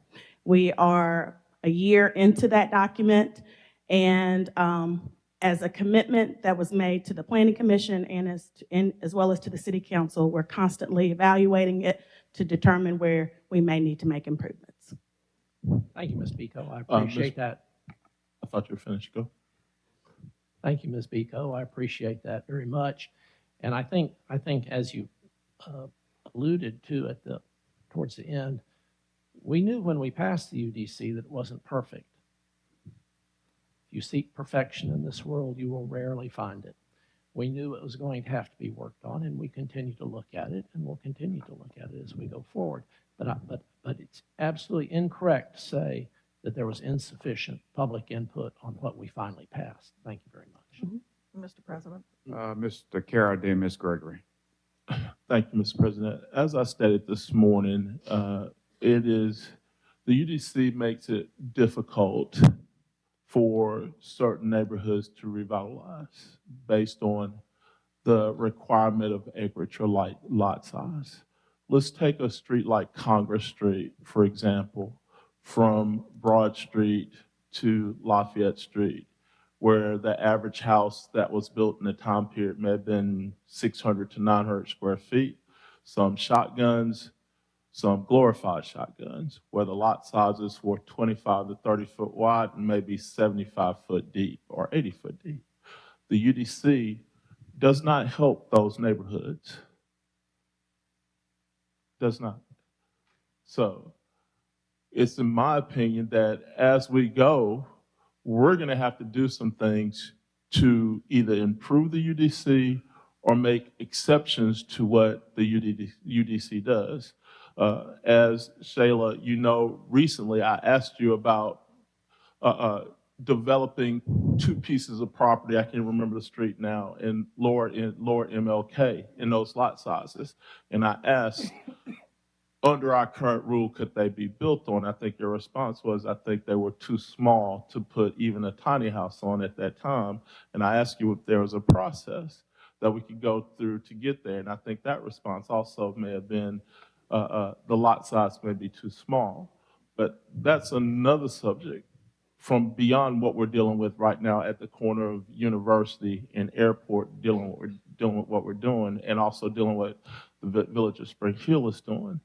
But at some point, we're going to have to address what we can do with these very small lots in the campground and in the bottom and in places like Oakdale where they're not very big and we can't build on, and we need the UDC to soften up a little bit in the underserved neighborhoods.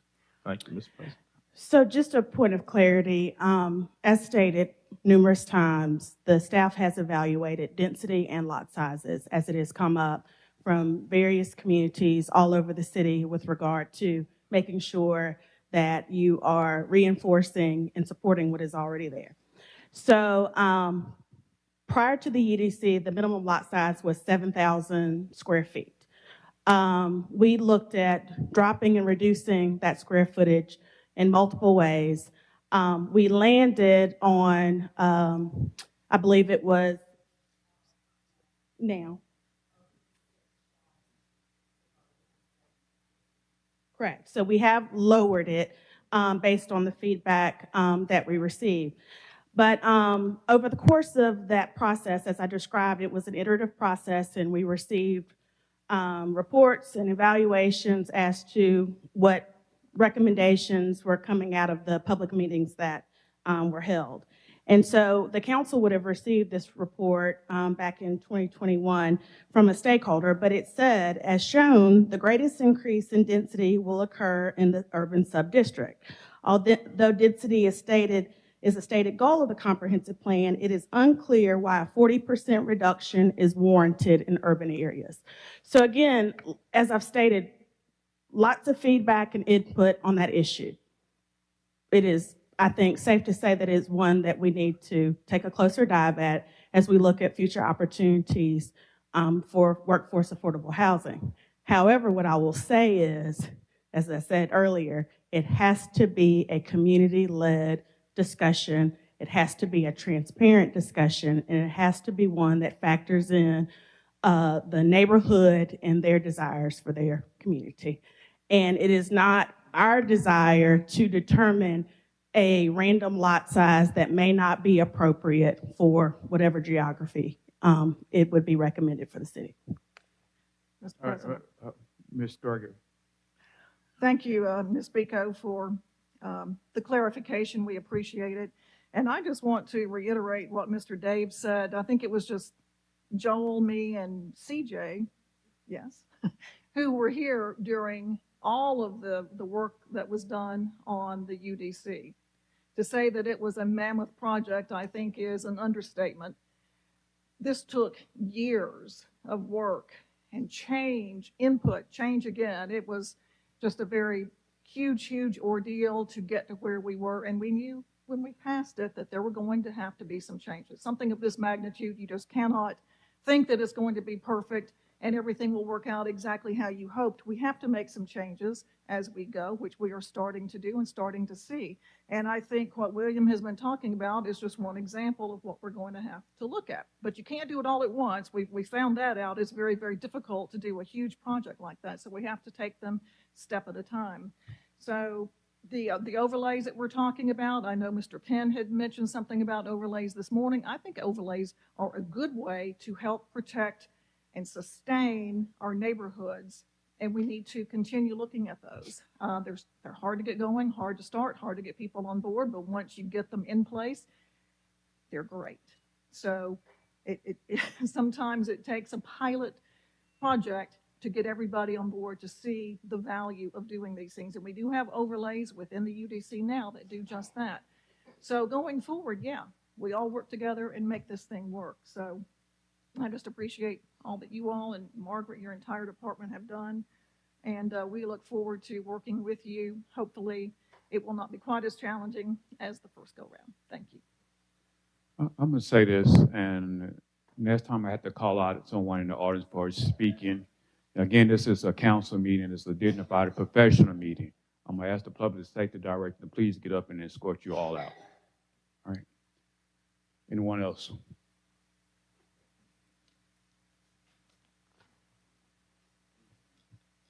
Wanda Cochran, 465 Dauphin Street. I have lived for 30 years in District 2.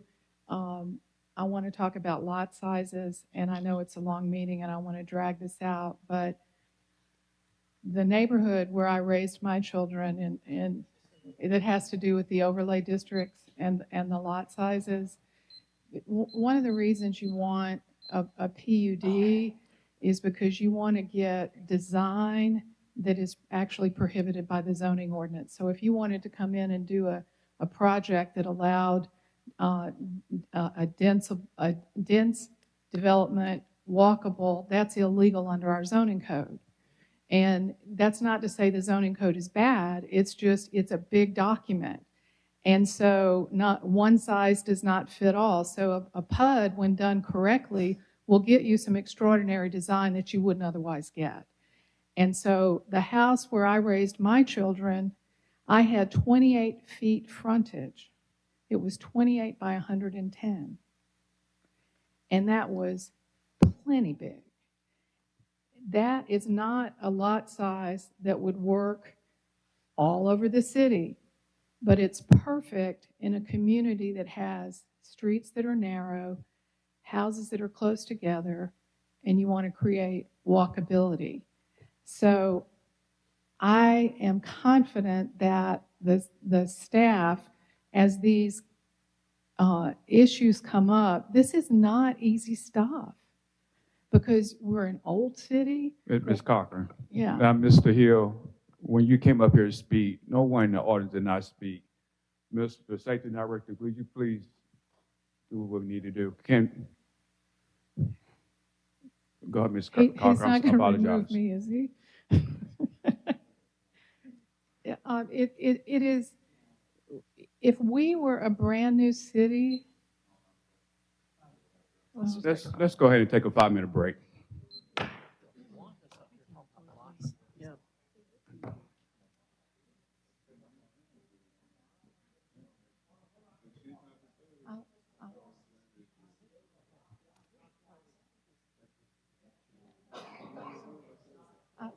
I'm done.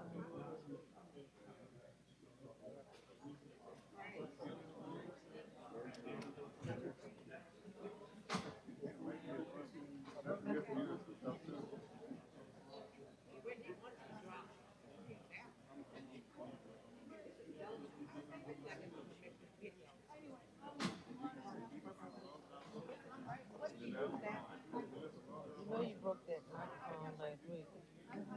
It's $450.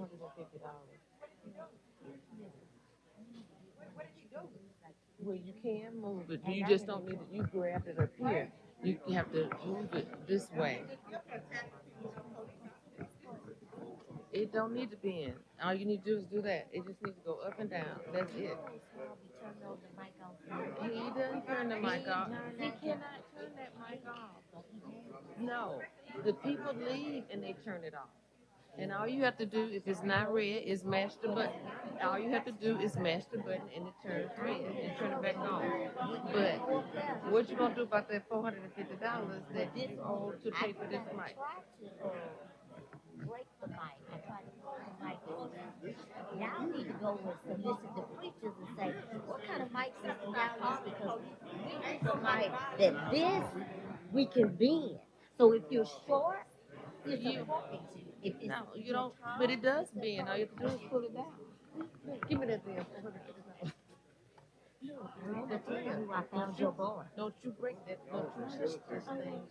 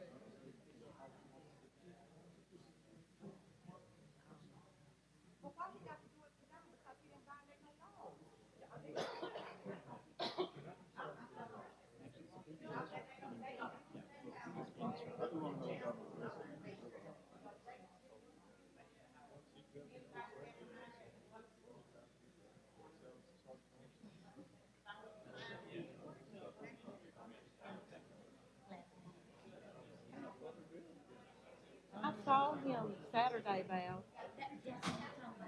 I saw Thomas Saturday. He said he's got wire going across his front teeth. And I didn't have my glasses on because it was windy. They were on my head. And I said, well, how did you get braces? And he said, I was in an accident. But his jaw.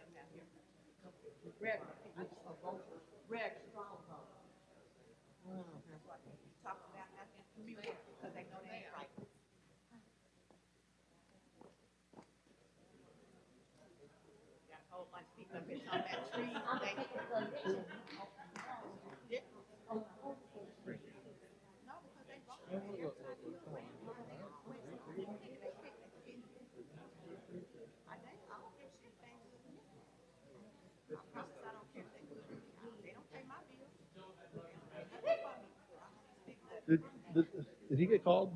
Guess what? What? The manager's bullying him. Did he get called? Did somebody from the city call him to go look at his place? I don't know. I'll call him Fine, back for fine. Saturday. I will. All For right. Saturday, he told me he was being bullied by the landlord. Well, that's why She he's was got. That's what.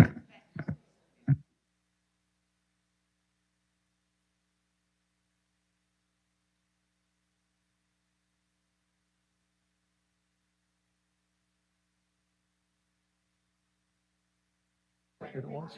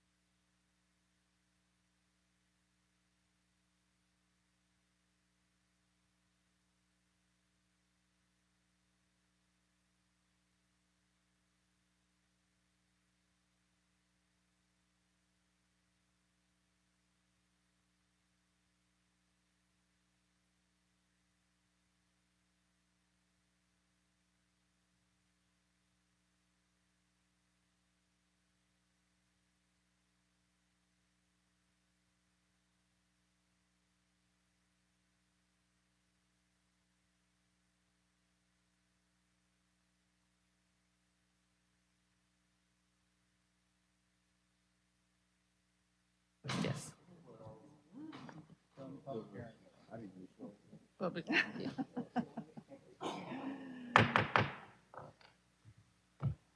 This is the continuation of the public hearing for the UDC. Is anyone else present that would like to address the council on this particular said item? If not, this public hearing is closed. Public hearing to declare the structure at 2154 Grove Court a public nuisance and order it demolished. Is anyone present that would like to address the council may come down to the podium by stating your name.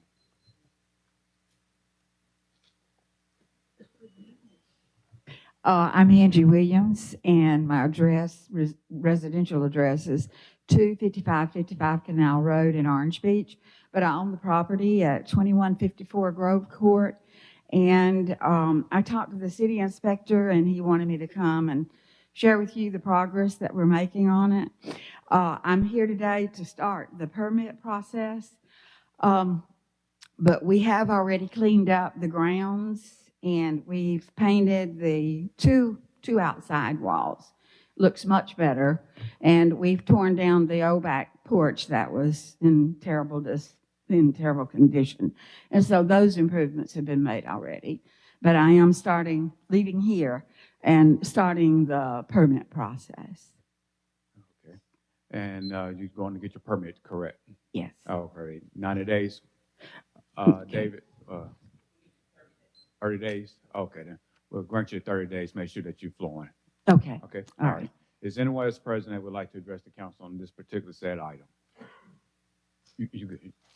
You good? I can may You sit leave? down. Yeah. Okay, thank you. Is anyone else present that would like to address the council on this particular said item? If not, this public hearing is closed. Presentation of petitions and other communications to the council, Mobile Youth Council.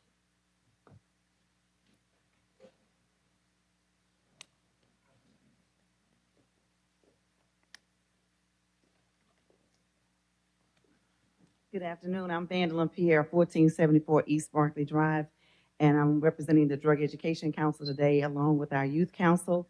I have several of them with me today. Today we wanted to come back to say thank you all so much for your support.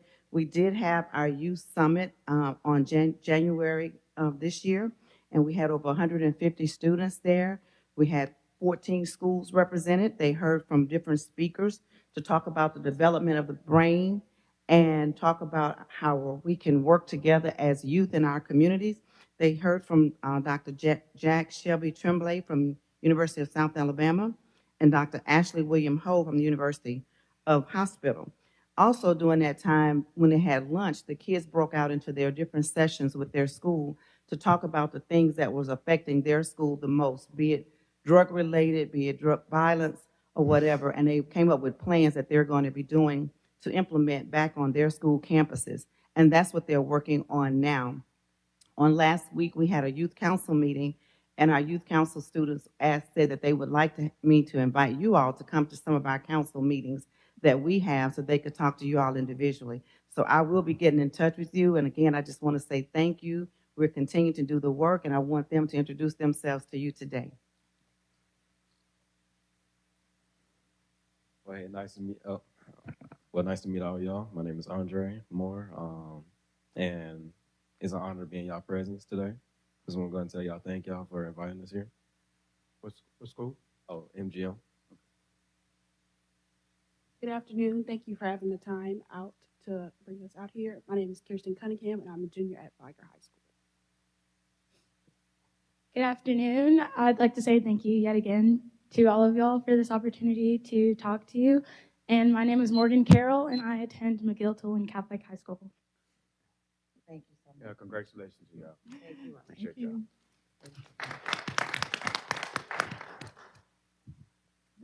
Selena Green.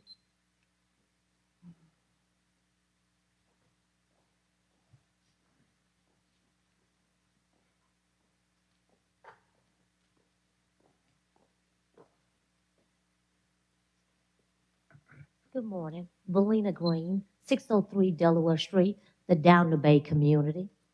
Good morning to the mayor's office, council, women in leadership that is represented in this room and online. I have a problem.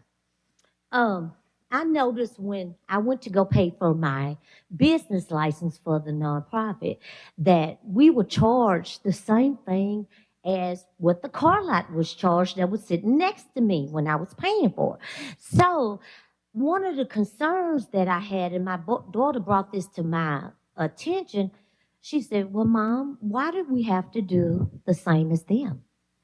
Why do we fall in the same categories as they do, and we provide a service to the community? So what I'm asking you is for a different taxation rate for us when we're doing our business license. When we're renewing our business license every year, we're asking for us to have a different rate than the business that is for profit. Because a lot of times we handle a lot less money than the ones for profit. We're providing a service to the community. So that means each and every one of you have a say in this matter because you have nonprofits that serve in your district, whether you support them or not. Fair is fair. So I ask for a just taxation with us, that you turn around and give back in your community that you serve in. And vote for this and say, no, let's give the nonprofits a different business license rate by the services that they provide. That's what I asked you for today. Yeah, thank you for coming down, Minister Green. Councilman Perrin had requested for the administration to have an answer on this. I'm not too sure that they give you one or not, Mr. Perrin, but Yeah, I did request, they are also working on a documentation because I saw it and I think it's very important, to understand, the difference from the nonprofits and for-profit business as well. So from my understanding, the business license, and you can let me know if that was the price, was it? Yeah, I paid $170 for my license. Okay. They charged me a $40 late fee, too, because at the time when we were getting them, we didn't have them in December. December for a nonprofit is a very busy month if you have a working nonprofit, because that's November and December, you serve the most amount of clients than you do any other year. Ms. Gregory knows, because in November, December, I served in her community, and we had a large turnout. yeah, But in that time, December is like impossible. Let me finish. Okay. Okay. Thank you, Ms. Green. Yeah. So what we're gonna do I asked them to look over that information. They said they're working on it because I do agree. I think it is different from for-profit and different from nonprofit. So they're gonna get that information and then we'll share that with the community. Thank you for so sharing. much.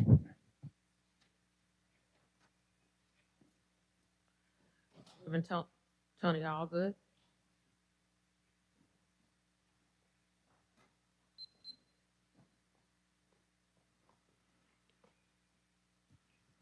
Good afternoon now, isn't it? I'm Reverend Tony Allgood, 214A to Sales Avenue, Mobile, 36607. I'm here today to talk about the summer EBT program, which many of you may know provides small amounts of money to eligible families to help supplement the food for the children during the school years. During the summer. I don't know whether you're aware or not, but 25% of the children in our state live in poverty. And even with this fact, our state leaders chose not to participate in this summer's EBT program, and next year's is in doubt. By turning down this crucial funding and not allocating any state dollars, when we say state dollars, we're talking about our tax dollars, they are literally turning them back on children of the state and our city. This will have a devastating effect for children and families in our community which need every penny to not go hungry on the summer months. Now, I don't know whether you're aware or not, but for poor families, summer is the most challenging time for their families. They have to decide whether they put their children in a safe, expensive daycare center, or whether they go without paying bills. And now, without any action on this, they'll struggle more and more simply to feed their families. Now, you, the Mobile City Council and Mayor, have an important role to play in this. I know the city operates a feeding program sites during the summer months, and that is truly a very, very good thing. I've been with the mission when they provide food for the Oakdale-Maysville community through Taylor Park. Saw families that walked all the way from R.V. Taylor, which is by a good mile in the heat, with 4 children to get fed. Now, given the state leaders' failure, we must do more to ensure that those who will be impacted by this get the basic food that they need. the city should work. Is that it? Yeah, thank you. Consent resolutions held over. 40093, declare the structure at 165 Imogene Place a public nuisance and order it demolished. Move to table. Second. Been properly moved in second. Any discussion? All in favor? Aye. All opposed? Item table. Resolutions held over. 012. Are there any objections to taking all of these together? Go ahead. 01277, authorize an interim management agreement for the Civic Center and consulting for new arena with Global Spectrum and business as OVG 360. 01278, authorize agreement with Innovative Training of Youth doing business as STEM NOLA. 08279, approved purchase order to Celebrate for annual renewal of forensic software for MPD Cyber Division. 13281, authorized change order and contract amendment with Thompson Engineering for Ziegler Boulevard.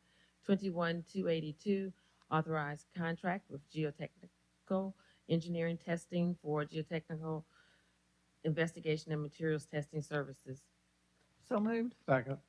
Been properly moved in second. Any discussion? All in favor? Aye. All opposed? Item passes. Ordinances being introduced, 64024 through 64025. Move to waive the rules for immediate consideration of 64-024 with 64-025 laying over for 1 week per council rules. Second. Properly moved in second. Any discussion? All in favor? Aye. All opposed? Moves away. 64024, rezone property located at 255, 257, and 259 Dogwood Drive to B1. Move to lay over 2 weeks. Second. Properly moved in second. Any discussion? All in favor? Aye. All opposed? Item laid over for 2 weeks. Consent resolutions being introduced, 03286 through 6301. Move to waive the rules for immediate consideration of these resolutions as read. With the exception of 37291. Second. Been properly moved in second. Any discussion? All in favor? Aye. All opposed? Madam Clerk? 0386, concur in the appointment of Dr. Reginald Sykes to the Mobile County Board of Human Resources. 03287, reappoint Stuart Brooks to the Electrical Examiners Board. 09288, transfer funds from district to discretionary account to Parks and Recreation General Fund account to assist with the Boys and Girls Club's pancake breakfast.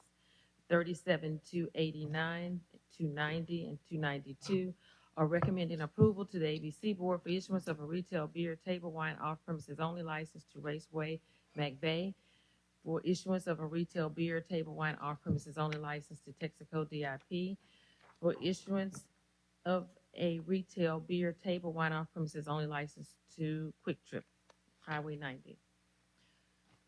58294, declare weeds noxious, group 1656, 60, 295, 296, 297, 298, 299, 300, and 301 are determining appropriations to O'Shell Road School of Creative and Performing Arts, Secret Scientists for Everyone, Dog River Clearwater Revival, Inc., Mobile Regional Senior Community Center Foundation, Inc., Windmill Place, Ransom Ministries, Inc., serve a public purpose and approving payment. So moved. Second. Properly moved in second. Any discussion? All in favor? Aye. All opposed? Item passes. 40293, declare the structure at 2154 Grove Court a public nuisance and order it demolished. Move to lay over 30 days. Second. Been properly moved in second. Any discussion? All in favor? Aye. All opposed? Item laid over for 30 days. Resolutions being introduced, 08302 through 6312. Move to waive the rules for immediate consideration of resolutions 08303, 304, 306, 307, with the rest being laid over for 1 week per council rules. Second. Properly moved in second. Any discussion? All in favor? Aye. All opposed? Madam Clerk? 08303, approved purchase order to CDW government for annual renewal of network security software licenses. 08304, approved purchase order to Samsung Equipment for replacement vertical mast for garbage truck. 08306, approved purchase order to Cyrus Ford for Ford F-150 pickup truck. 08307, approved purchase order to Time Clock Plus for annual renewal of timekeeping software subscriptions. So moved. Second.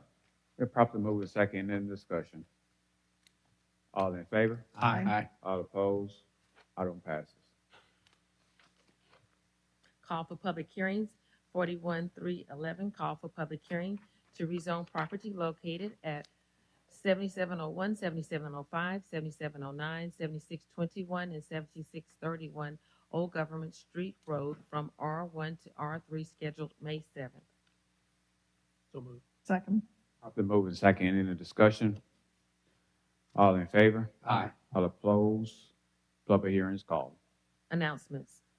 District 1, Councilman Penn. Thank you, Mr. President. Get ready, District 1. We have some great meetings lined up for you that you do not want to miss. District 1 business owner meeting will be this Thursday at 6 p.m. at the Tomerville Library. And then we will have our District 1 Crichton area community meeting Monday, April the 8th at 6 p.m. at Friendship Baptist Church. And then in May, we will have our Midtown meeting, and more information will be coming soon. Thank you, Mr. President. Thank you, Mr. Penn. District 2, Councilman Carroll. No announcements, Mr. President. District 4, Councilman Reynolds. No announcements. District 5, Councilman DeHaze. Okay. District 6, Councilman Woods. Yes, sir. I just want to say thank you again, everybody that came out last Tuesday for the District 6 community meeting. Appreciate it. Thank you for coming out. Be on the lookout for more meeting dates in the future. And then also today, one of the items that we took up dealt with funding some improvements or things in the Connie Hudson Senior Center by the association there. So that's a big thing. A new water dispenser, some TVs for the fitness center. So that's headed out towards the Connie Hudson Senior Center way. Thank y'all. Thank you, Councilman Woods. District 7, Vice President Gregory. Thank you, Mr. President. This coming weekend, April 7th through the 9th, the Child Advocacy Center will be holding their annual Serve It Up with Love tennis tournament. This is the largest United States Tennis Association sanctioned charity tennis tournament in Alabama. You'll have men, women, and juniors all playing. Lots and lots of people will be coming in for this. It's a great tournament. And again, it is at the Copeland Cox Tennis Center on Museum Drive. That's it. Okay. And to the citizens of District 3, we had a great time on this past weekend at our annual Easter egg hunt, which was held at the Gilroy Elementary School.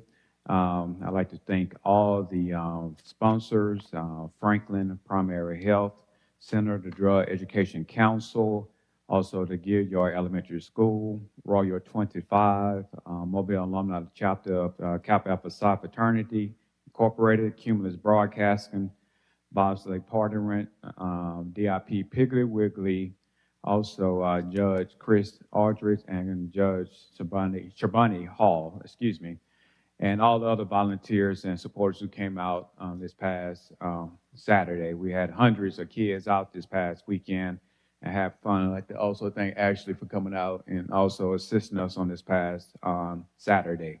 Also on Saturday, I had the opportunity to go over to Harlan Recreation Center to the annual pancake breakfast, and it was very well attended. Many people had a good time, from the young people to adults, and I'd like to thank all the organizers for putting that together on this past Saturday. And this evening, we will be having a community meeting with residents of the Maysville and North DIP area. That would take place at the Maryville Elementary School at 6 o'clock p.m. Again, inviting all the residents in the DIP and North DIP area and the Maysville community. Anything else from this council? Just a correction. Vice President. On the tennis center, just to make sure everybody knows where it is, it's actually on Gaillard Drive, but it sits in between Ziegler and Museum Drive and Galliard right there. So just a short strip. Well, okay, yeah, Gilliard. Anyway, that's where it is, so come on out. Anything from administration? Yes, Mr. President, I want to go ahead and make a declaration that you all go into executive session. My name is Ricardo Woods. I'm a licensed attorney in the state of Alabama. I'm also the city attorney. And at this time, I would ask that the council have a roll call vote to go into executive session to discuss preliminary negotiations involving matters of trade or commerce. And we will not reconvene after this meeting. So moved. Second. Open second in the discussion. President Small, Yes. Vice President Gregory, Yes. Penn, Yes. Councilmember Carroll, Yes. Councilmember Reynolds, Councilmember Daves, Yes. Councilmember Woods. Yes. We will not convene.